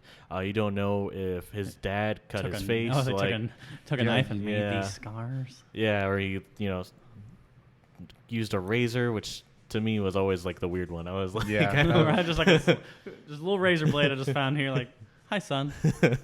well, like it's like just the chaos that he brings, and seeing Batman have to deal with that. I mean, it's just something that you don't seeing seeing him like make Harvey Dent become Two-Face, like seeing that descent, seeing him push Batman so close to breaking his unbreakable rule.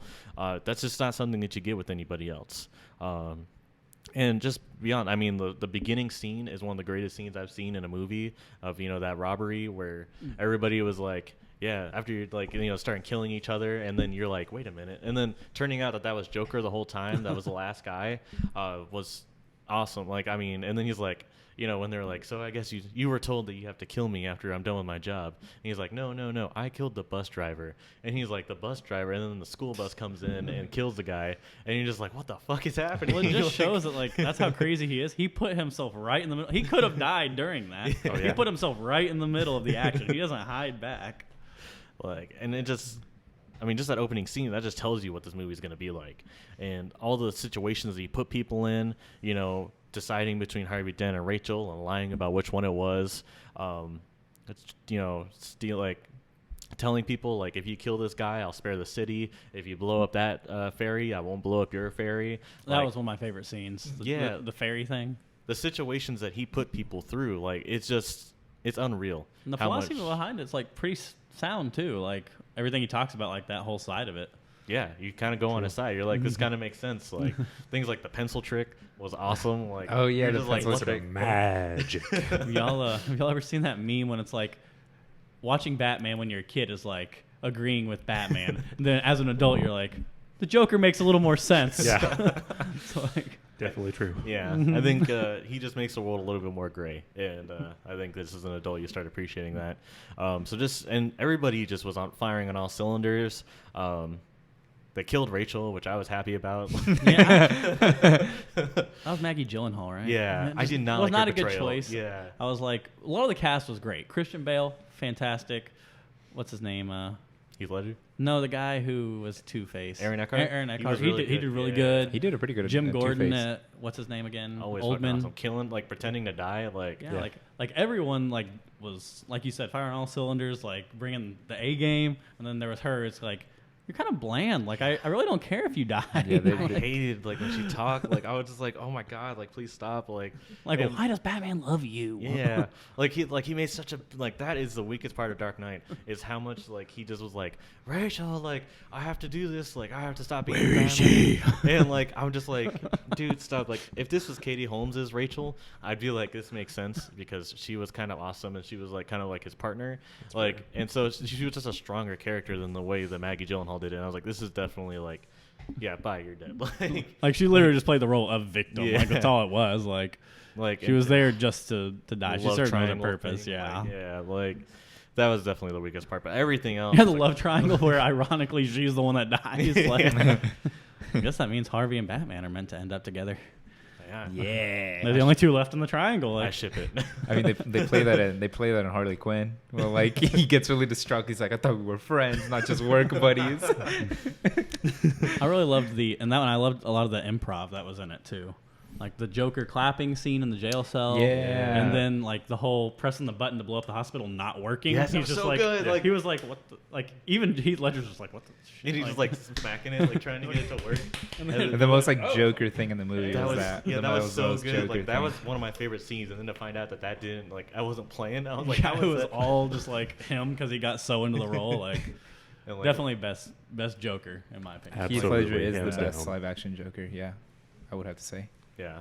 I mean, wouldn't even although- put the live action qualifier in Just there. the best Joker in honestly, general. yeah. I mean, But They like Mark Hamill's Joker. yeah, it's because then Mark Hamill's It's there. it's hard because I've gotten Mark Hamill as Arkham Joker, where he was fantastic. I got him in Batman the Animated Series, where he was amazing. Batman Beyond: Return of the Joker, where he was amazing. Killing Joke, where he was amazing. Like, he's just done so many. Like, it's hard because his catalog is so much larger than Ledger's. Right, which is kind of what I was going to go with. If you take the first Mark Hamill piece that he did as the voice and compare that to Heath Ledger's Joker, I don't feel like it's... Like the first episode or the first piece of Batman stuff he did, because that was Batman the Animated Series. That's and fair. one So of that's the a whole most series. beloved So Like, first of all, that's I a don't much know, larger though. I body still of think work. Heath Ledger's to was judge really against. good. But so we're talking like four episodes worth of Joker. I guess I was trying to get at, if you take a comparative sample of the I get what early you part mean. of his work and compare that to Heath Ledger's one movie that he Then did. yes, yeah. Then Heath Ledger was the best. Yeah. And Although, for me, like, don't get me wrong, Heath Ledger's still top, but I think you say it, Monaghan, Cameron Monaghan from Gotham. I thought he still did a fantastic job acting. He did as the really good Joker. too. Like, Yeah. I mean- he's the redhead kid from Shameless. If no one else has seen Gotham, but Yeah, we've had a lot of really good Jokers. I think that's what's the cool thing is it's not like one of those things where it's like he's obviously the best because he's either the only one or he's the only good one. Like, Right. there's just a lot of really good reasoning for like why Jack Nicholson would be your favorite or Heath Oh, Ledger, true. or not Jared Leto, Joaquin. no, Phoenix. yeah, there's Joaquin no Phoenix. reason for Jared Leto to be your favorite one. Very true. Although I will say the one thing that I think Mark Hamill's doesn't do for me, like, and in the games he's fantastic, like you're saying, like I thought that was his best version in my opinion, but the laugh, I don't think Heath Ledger's laugh can be beat Yeah. for the Joker, like that maniacal, I almost agree. like insane. His laugh is amazing. Yeah, I'll give him the best Joker laugh without a doubt. Like, And then Jared Leto's laugh. Ew, I hate that one, dude. Whenever why would they put that even on Yeah, the freaking? we don't even have to talk about that. maybe if we get this air cut, one day. You just gotta have that maniacal sense. Like even Cesar Romero, like even he's like a good, Yeah. because he's just like the quirky Joker. And Yeah. it's like- I didn't watch that. I haven't seen any of those. I've seen a little bit of it, and he does a good job, especially in the lens of the Batman 66 show. He does a good job. That's why I haven't seen it. By the way, 1966. getting back to your question on whether The Dark Knight Rises or Dark Knight made more money. So The Dark Knight made more for opening night. It had the record for highest grossing domestic opening at 158 million for 3 years. But The Dark Knight Rises was predicted by some analysts to be as much as 198 million. But then the Colorado, was it Aurora, Colorado The Aurora shooting happened that same weekend. So they only ended up getting like 75 million or 77 million. There are two numbers I'm seeing here. So they got like less than half of what they're projected to. But overall, Dark Knight Rises earned more. Okay. All So- right. It was a toss up. I mean, that one was still really good too. Yeah. I And agree. also, Dark Knight back then, billion was surprising. So Yeah. it's not like where it is now, where like superhero movies don't make a billion, and you're Yeah. like, this was a flop. Like, Yeah. like- Yeah, I- at the time, they were the fourth highest of all time for highest grossing film, unadjusted for inflation, which is important too. But right now they're 46th. yeah. So, yeah, in that 12-year span, they went from fourth to 46th, You said unadjusted, right? unadjusted. Yeah, Correct. okay. That's why Gone with the Why? Wind's always first, because Yeah. adjusting for inflation, it's always going to have. Yeah, it's Yeah. always going to be the Fucking top gone for the- one dude. for whatever Ah. fucking reason. I remember when Dark Knight came out, I was like, I wasn't really into like learning about like nerdy news and stuff, but every week, really every few days, like I was looking it up to see how much how much it would make, because I was like, come on, man, break $1 billion. I was like, this movie deserves it, like break Come $1 on, billion. come on, Like baby. I like was like just like checking constantly, trying to see like if it broke $1 billion, because I was like, this movie's too good not to. Like, Come on, baby, do it for Papa. So if yours was Dark Knight, then I guess you're falling back to your other one. Well, yeah, I was going to Tie. kind of just touch on the things that I liked about The Dark Knight, or the reason it was one of the ones that I was thinking about. Again, like we said, at the time it was the fourth highest grossing film of all time, unadjusted for inflation. At the 81st Academy Awards, it received 8 nominations. It won the award for Best Sound Editing, and Ledger was posthumously awarded Best Supporting Actor. Considered one of the best films of its decade and one of the best superhero films ever made, which totally agree with that. I think that's a pretty Still widely stands held. in my it's opinion, my honestly. favorite. Best, Yeah. Like it's my favorite It superhero is. movie. It is. It's probably one of the best. definitely up there for me. I mean, again, Heath Ledger's there. magnum opus, like literally the best thing he ever did in his entire life. I was sad when I heard Heath Ledger died, and then I saw this movie and I started almost crying. Like, it was really, really upsetting because I wanted to see another one. I Yeah. wanted to see Yeah. what he did after that. He was supposed to be in Dark Knight Rises. I know. Yeah, That's like, just Brokeback upsetting. Mountain I 2. know. That probably would have happened too. A Knight's Tale too. That would would have been down for that. Right? or the Brothers Grimm too. Either Yeah. one. But Yeah, he did a lot of good But stuff. Yeah, it felt like he finally achieved a certain level of acting, and Yeah. then he was just gone. And it was like, you can't just imagine a world where he wasn't gone and he just continued did he on. get any posthumous awards for that? He got the Yeah, he got the Oscar for best supporting Oh, actor. so he Yeah. did Yeah. get it. Okay. I didn't. No, wasn't yeah, sure he it was a awarded nomination. it, yeah. Got it. Okay. That was one of their 8 nominations, and then he actually won that one.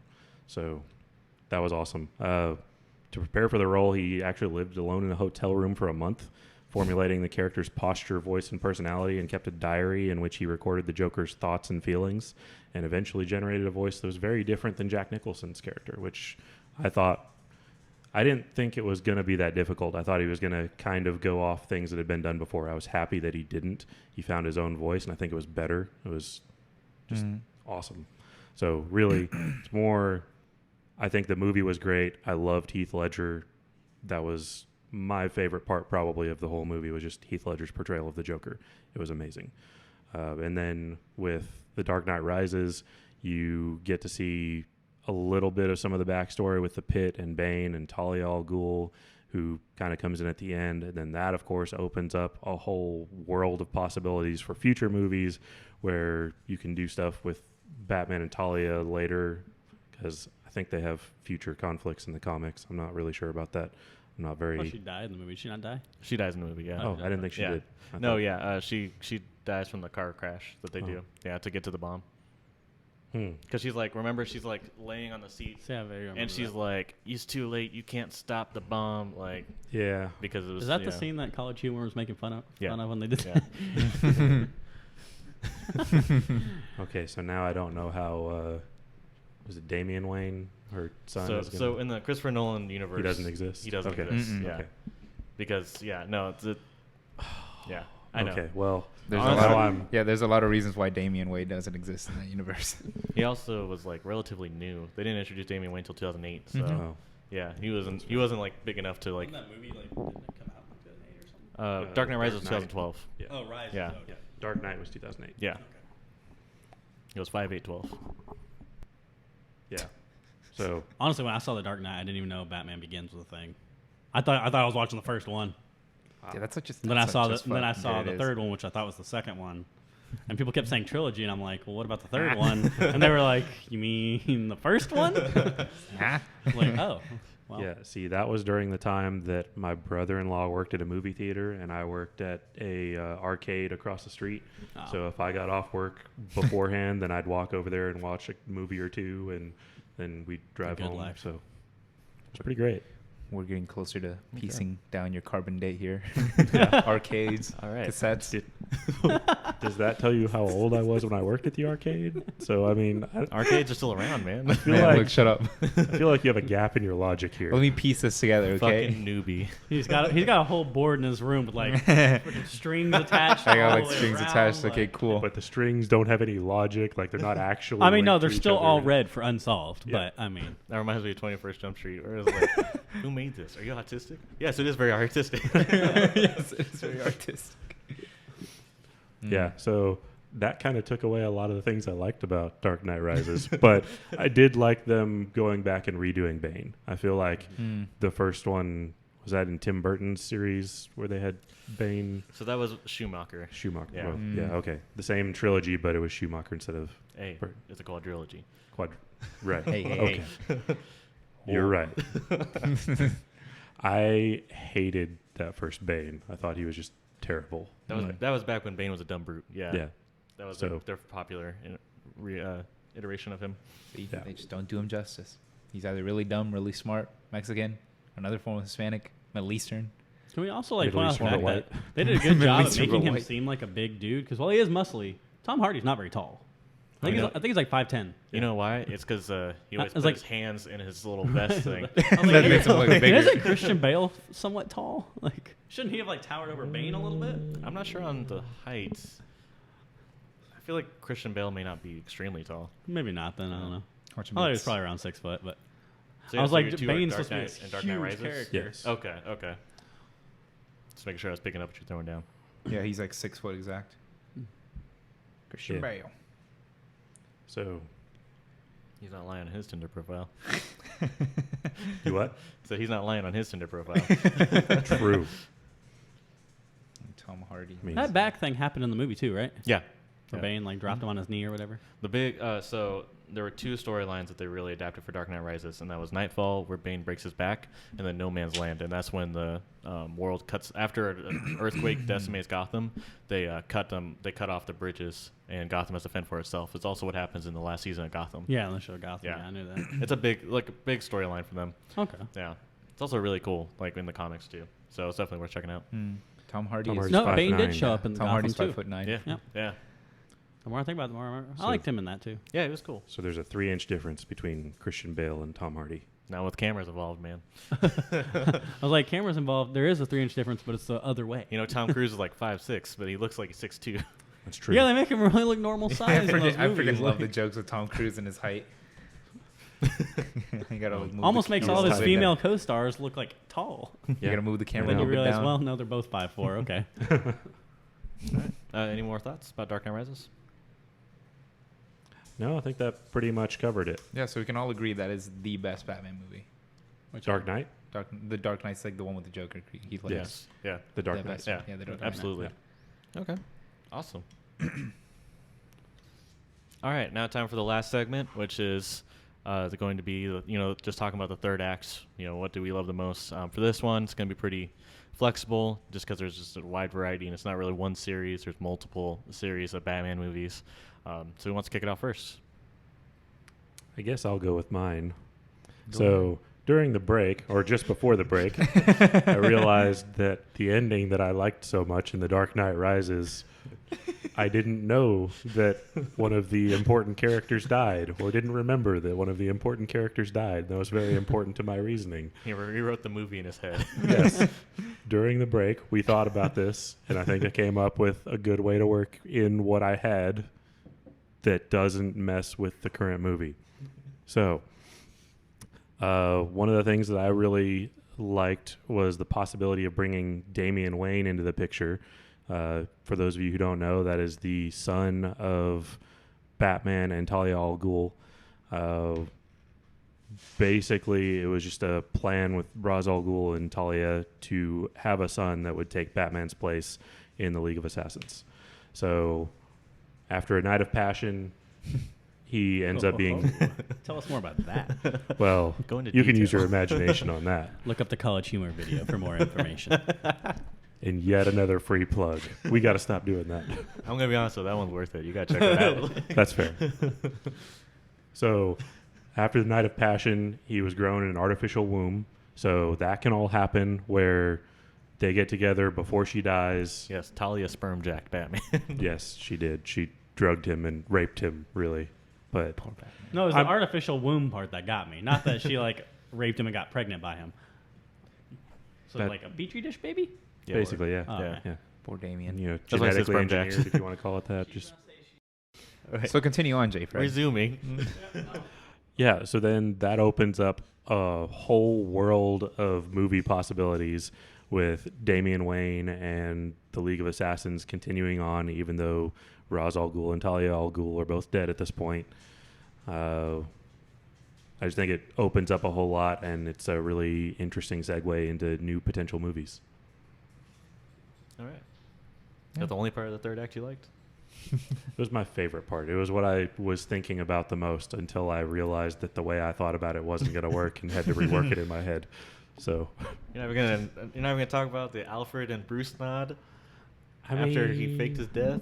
He told him all this time he needs to find someone he can Yeah. settle down with and be He's happy and like- live a life. He's like, when you were Yeah. missing, like I really wanted to one day go to that cafe, see you with like a beautiful woman that you like cares about you, and do the nod. Yeah. And then that happened. That's fine. Yeah, you're right. No. That's fine, no Well. feel good. right? Yeah. Hey, it was Anne Hathaway. Yeah, he got to hook up with Anne Hathaway. That's fair. the best part right there. That's fair. That's the dream. The rest of being Batman might have sucked, but that part made it worth it. That's what it was all leading up to. All those times he got broken. And that he had to be getting enough good karma for Anne Hathaway.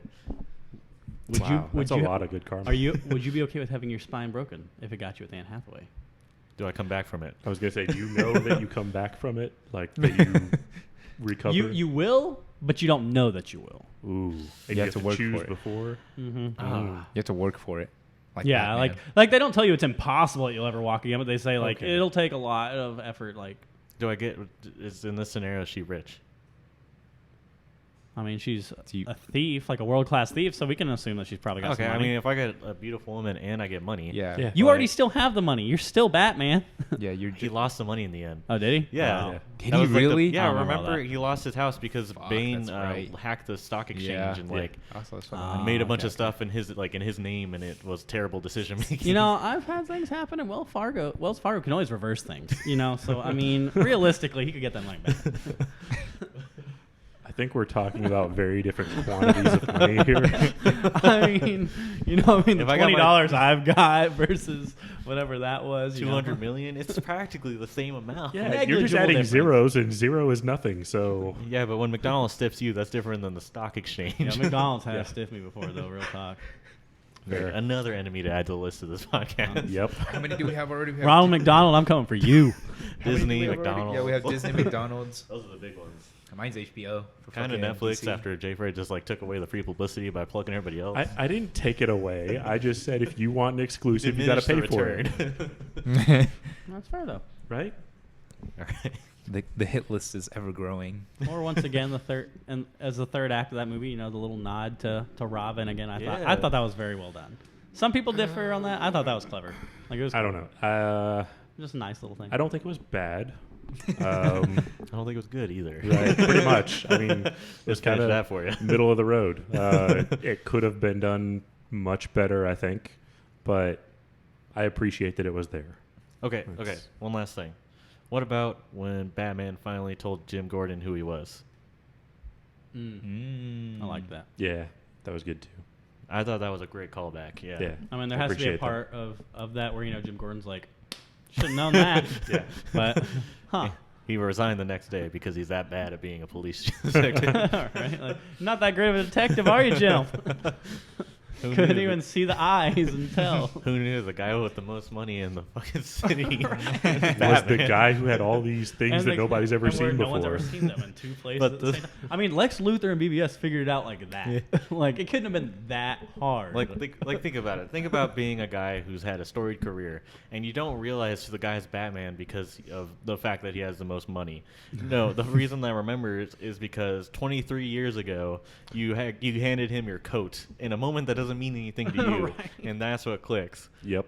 Like, how dumb must you feel? Yep. Like, yeah, that was. I mean, it's a great moment, but like, It just was, as but him as the a logic like, in it. yeah, A little flawed. I agree. still better than the Martha thing. Did Bane died at the end of that one, right? Yeah. How did he die? Yeah. Did Batman kill him? No, I think he just Catwoman killed him. died.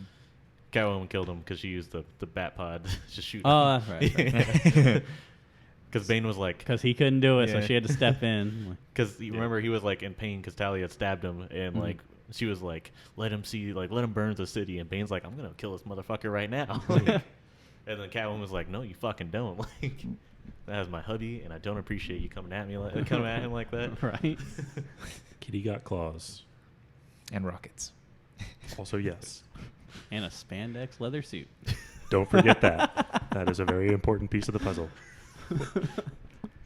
So if you can't tell, our favorite part of Dark Knight Rises is apparently Anne Hathaway. So Apparently. I really like her I'm just costume, noticing though. that even though Christian Bale's phenomenal, these supporting characters are what we're liking in these movies. I really like her Catwoman costume. I feel like that's really cool. Like Yeah. how her like, that goggles was are, cool. Like, That was a nice half touch. Like glasses. she still has cat ears, but like not like super obvious cat ears. Like I really fell in line with the universe he created, which I appreciated. That was cool. That was nice. Yeah, I mean, really, with what you said about like the supporting characters being like what's the best part. Like a hero's only as good as his villain. True. Like Batman Begins had a good villain, but didn't have a great villain, and so I think that's why it wasn't as good. Like Joker was amazing, and even Two-Face was really good. So that's why Dark Knight's so good. Like Bane was awesome. Talia al Ghul was all right. She's all right. Like so I think that's why Dark Knight Rises kind of diminished because of the Talia al Ghul of it. Yeah. I feel like they just kind of revealed her really late in the movie, and so she didn't have a chance to have a really big part in the movie. But Yeah.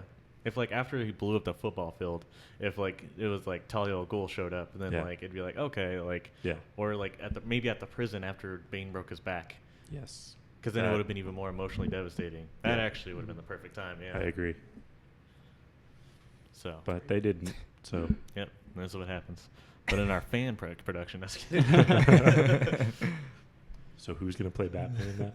Yeah, or if we're all gonna dibs also- on roles right now, who Also, who's going to play Catwoman? That's another important piece of this puzzle.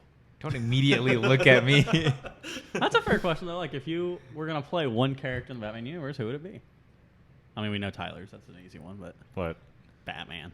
I mean, like, are we talking No. about like who we think we'd be the best at, or who we think we would want to be? I'd say best at. Because I think I would be best at Jim Gordon. Oh no, you're right. You're right. Yeah. You're right. Yeah, never mind. It's a see better one. that. Yeah. Would Batman be who you want to? Though? I mean, yeah, obviously. Like, what do you mean? I feel Obvious? like Fox. I could see that. Lucius Fox. Yep. The engineer, you mean? The guy that makes everything. I know. Far- Big shocker. Far reach there. Juan. No, I think that's who I'd be Me? best at, Yeah. not who I would want to be. Oh, okay. But Okay. Who do you want to be? honestly, stuck between Bane and the Joker.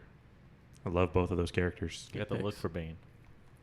Got a lot of it, yes. You just need Still to get you a to gas get rid of mask. this Yeah. and, get back in the gym. But you all know, that if you stuff. were in a pit for years, I think you would be like that. Can you do the Bane Could be. voice? Oh, can you do the Bane voice? No. I haven't even tried to do that. Give it a That makes shot. it even better.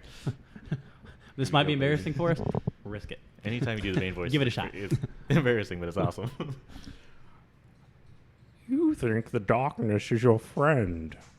Try covering your mouth a little. Like that. Yeah, you gotta get that muffled. You think the darkness is your A friend. little better. All right, all right. It makes a Yeah. big difference covering the mouth. That's fair. I think I was pretty solid, especially for the first attempt. Yeah. This fan made movies piecing together nicely. All right, Juan.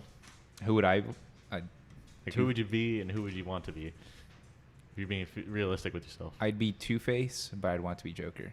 Okay. But then, in reality, I'd be the stockbroker that has to walk across the ice So bridge in reality, and then I'm falls. I'm that extra that's walking across the street over there. You're the guy. You're the rich guy that they're like, you gotta get off this island. No, I'd be the little stockbroker that like Scarecrow tells him to walk the ice and then he drops. And you're like, it's so tense, and then it's so fast, he just falls. That through. scene was really cool though. That scene was Yeah. really cool. Like seeing all the people from Gotham like walking on the ice and like some of them are falling. I don't know. That was pretty cool.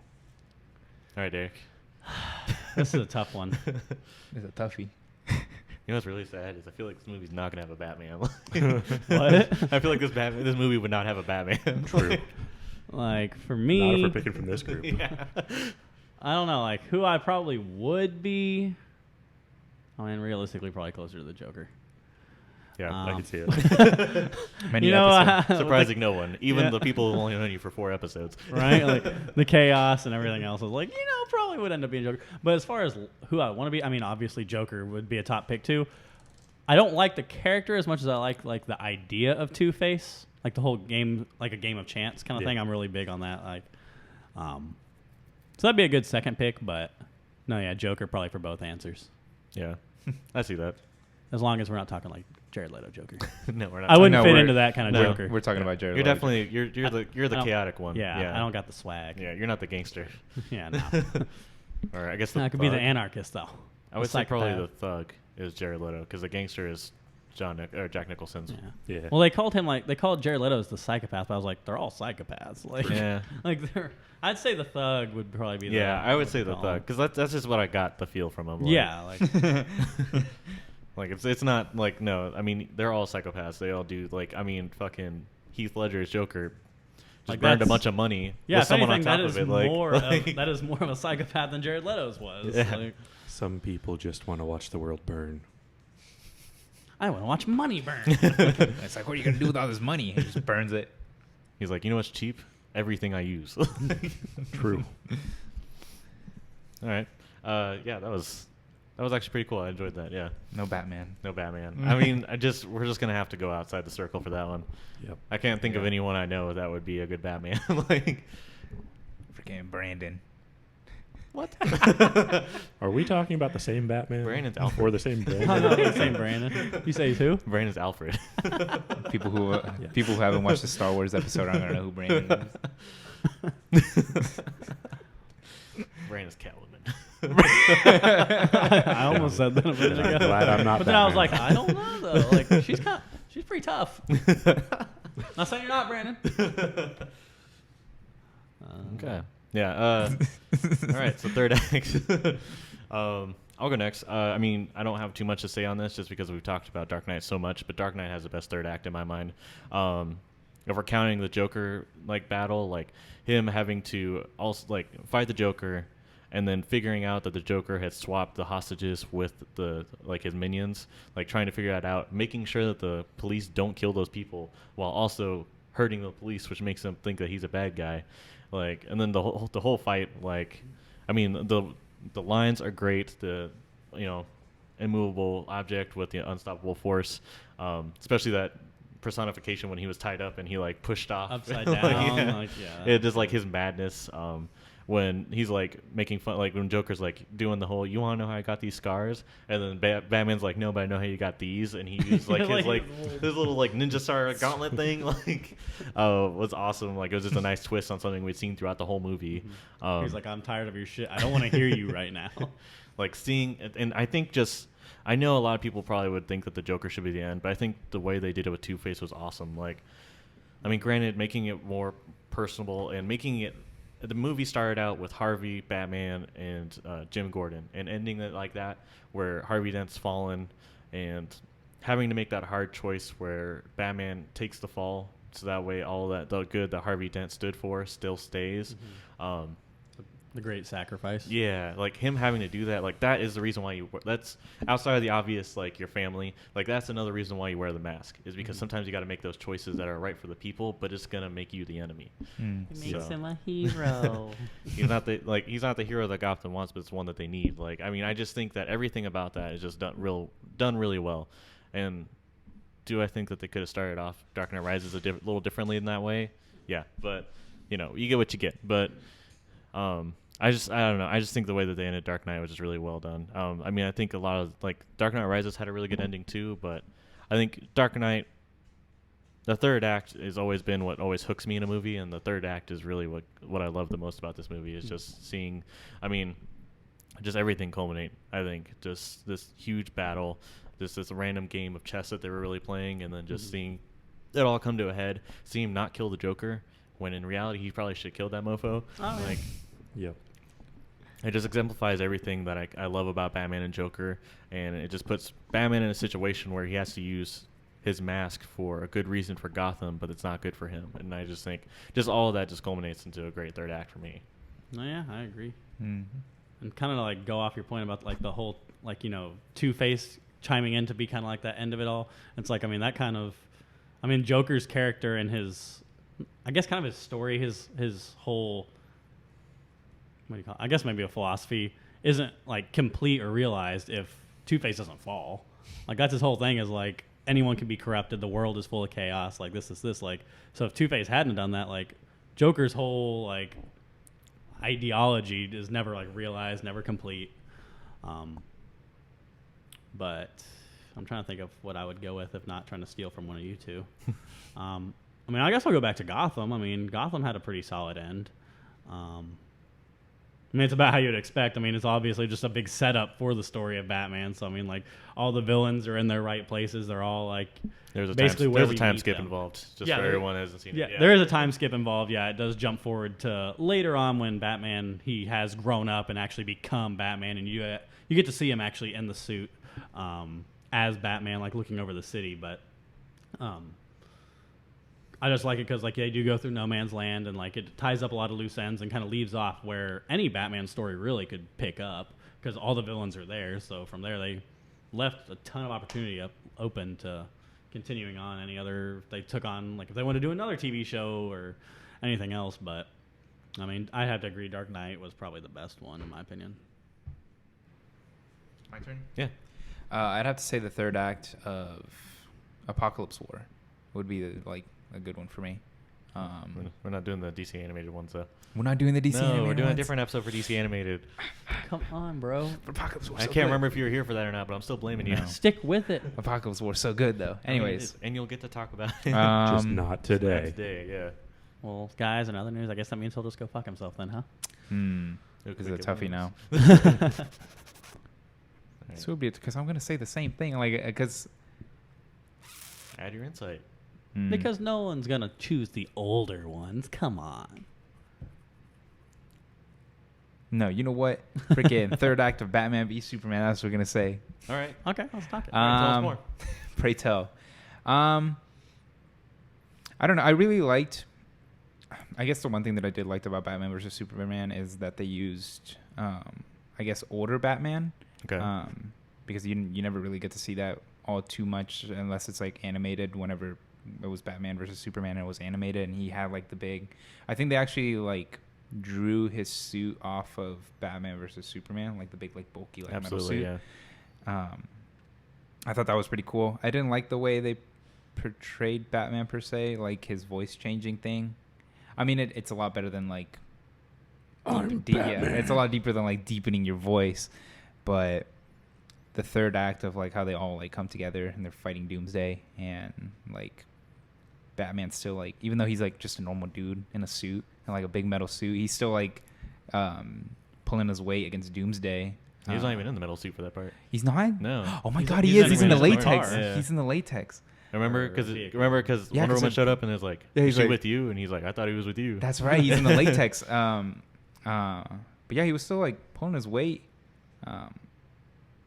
He had trained for fighting Kryptonians. Yeah, This he was the didn't- he perfect didn't time tra- for him. He I mean, didn't train. there's one huge flaw though in your logic here, Juan. What? Martha. Martha. It's true. I thought that was the most stupidest thing that they ever did for anything. I think in like the tier list it's like Jared Leto Joker and then Martha. But yeah, the third act, the visual. I'm gonna point back to like my freaking obsession with visuals. The whole like the EMP of like how they're like shooting him. They're shooting Doomsday with like a bunch of bullets, and he starts like charging up and he shoots like a big like EMP. I thought that was pretty cool. And how you see him like start growing like a bunch of like weird like bone thorns from like getting hit so many times. I feel like the third act of Batman v Superman, where they're like, it's like just a big like clusterfuck of just a bunch of fighting, was pretty well done. There was some kinks to that movie that I didn't like. The voice changing is one of them. The point where Flash appears out of nowhere. Flash like appears and like it's said like a vision, but it's like Batman is like literally seeing Flash from the future coming back and telling him about something. Would that be a flash forward? I don't know. It's like he's opening like he's like fixing like a flashpoint or something, and then that flash forward of him in like a dystopian future in Superman. No, the Nightmare. The Nightmare. I thought it was pretty cool. And like him shooting guns and everything. I thought Bro, that was this is weird. about third acts. What are I we know. doing I don't here? know, man. Yeah, I'm just going over the whole movie. Exactly. I'm just going through the whole movie because there's just so much to unpack. I don't want to go back to like the freaking like Dark Knight just because like we've already like beat that to death. So third act of Batman v Superman, I guess. I will is say also Wonder Woman kind had a of up there. badass theme. Wonder Woman. Yeah. Oh my god. Wonder Woman was really cool. in Gal that movie. Gadot is Did you think above Anne Hathaway. Do you even, think? too. What do you think about Agreed. Superman's sacrifice in that movie? I think it was pretty well done. Like, yeah, like that's how I would see Superman sacrificing himself. I think they actually do that in Death of Superman. And it's like he gets stabbed in the middle, and he like gets closer to him. He like grabs Doomsday and like gets closer to him. And but yeah, I think that's how I would see Superman dying. I liked it because we got to see Superman die. Yeah, we got to see Superman die. I That's hate always fun. I hate Superman. I do And- not like Superman's And then the next character. movie, we got to see him Couldn't get tell. his grave robbed. Yeah, and then just As cool as Henry Cavill is, I hate Superman. But yeah, the third act, just action-packed, whole bunch of fighting. Okay. Superheroes fighting each other, Doomsday. I didn't like Lex Luthor in that movie, though, but that's another You topic. didn't like the guy that unwrapped a Jolly Rancher and put it in some dude's Mhm. mouth? Nope, I didn't like it. I think that's probably another bad casting Hey, like Jared Jesse Leto. Eisenberg did all right. Fuck you. I don't know. I don't like him. I like Lex Luthor more like corporate and more like a little bit more meat Like on Hitman. a little bit more meat on his bones, not like a little lanky. I just want bald. to see him in the suit, you know? Yeah, I want to see him in the Yeah, big like, fucking go toe to suit. I'm toe like, with Superman. Where, Like, we- where is Lex Luthor in the big suit? It would have been really cool if, like, later on, I forget what happens to Lex in that movie. Does he get put in?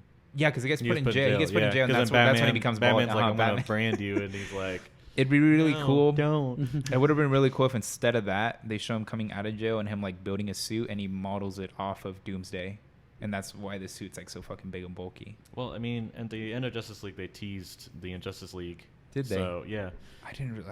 I don't know. Yeah, I 'cause, dozed off in that fucking movie. Deathstroke shows up. Joe Manganiello's Deathstroke. He shows up to a yacht, and Jesse Eisenberg's Lex Luthor's on there, and he's like, "We need to build our own team." So I mean, that could have led to that, Yeah. you know. That And would've Is been that cool. still going to be a thing? No. Or No. well, that's a bummer. Retconning everything about DC is what they're doing. So, like, they're taking apart the Justice League franchise, but they're still keeping the individual ones. yes, Sounds stupid to me. it's. I don't know. I really don't know. I mean, obviously, they'd have to find a way to work Batman out of it. But other than that, it feels like all the other pieces are still there. Yeah, I don't know. There was a lot to be there. Nothing Yeah. was used. They were like, we're gonna keep these 3 pieces, and then we're good. We're gonna do a Flash movie, but that movie is gonna go through development hell, and it may not actually happen.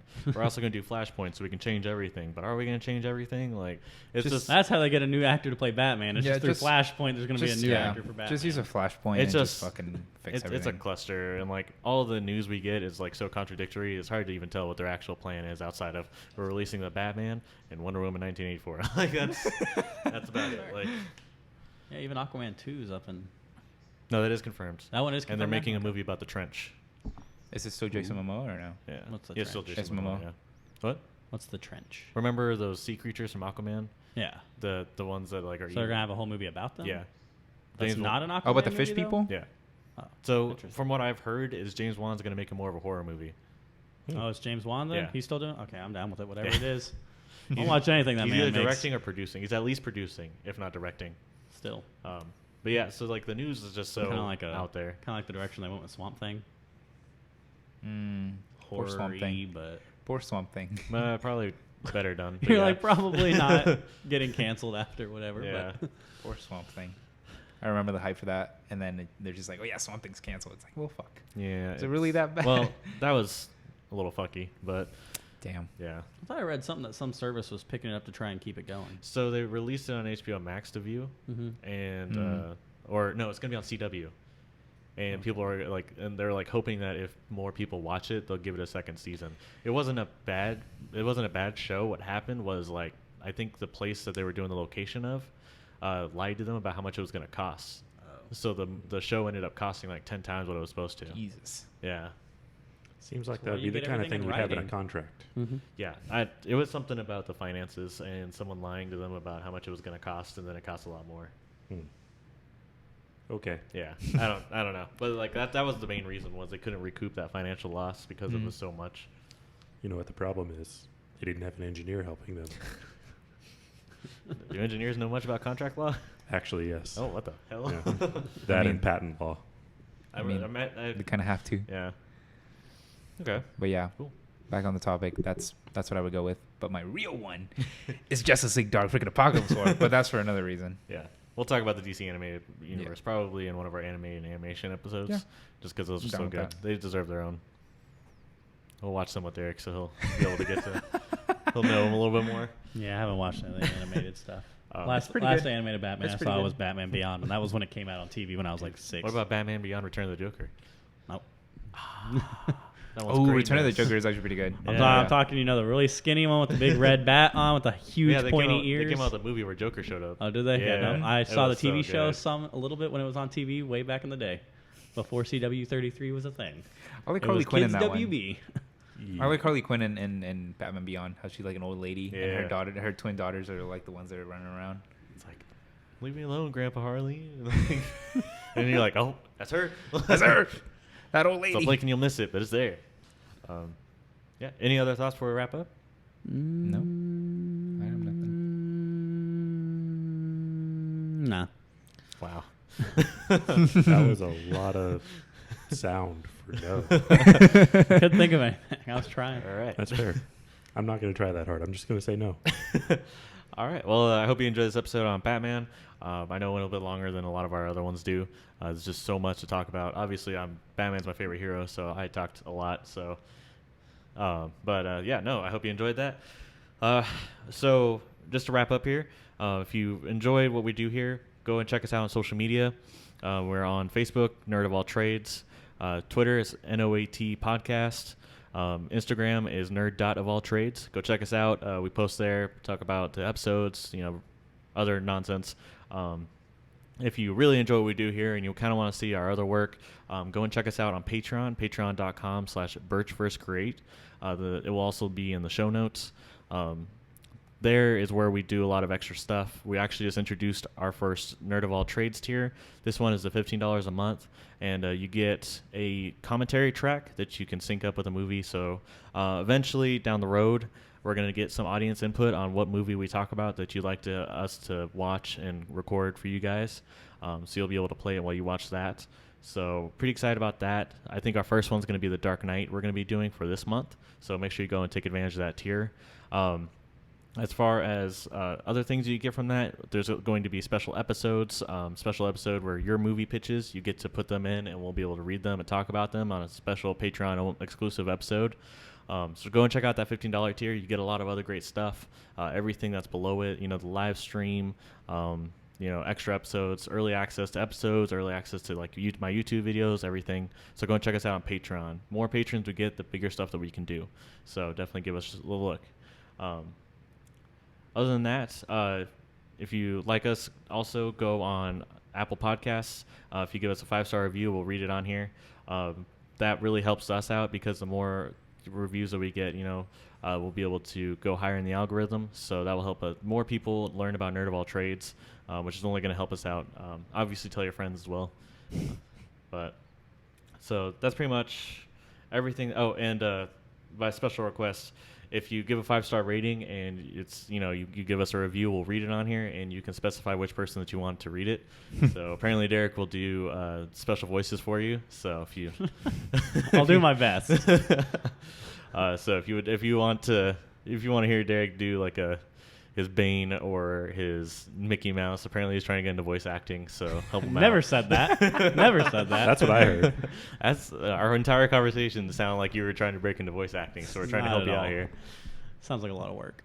And with a face like this, Tyler, come Exactly. on. This Yes. needs to be on TV. But yeah. So go check us out. Appreciate you being here with us. The next episode is going to be anime and animation. We're going to be talking about Avatar: The Last Airbender. So excited about that one. That one's going to be really good. Just talking about what we'd like to see in a movie. We're not going to talk about the movie that exists. What are you talking about? What movie? Exactly. And we're not talking about the blue people. We're talking about The Last Airbender. Talking about, true. yeah. There is no movie in Ba Sing Se. Ooh, there we go. If you don't get that reference, go check out Avatar: Last Airbender on Netflix. But yeah, so we'll be talking about that. So go check us out for our next episode. Until then, it's Tyler Birch signing off. This is J. Fred, the engineer, signing off. This is Derek. I'm out. This is Juan the newbie. Adios.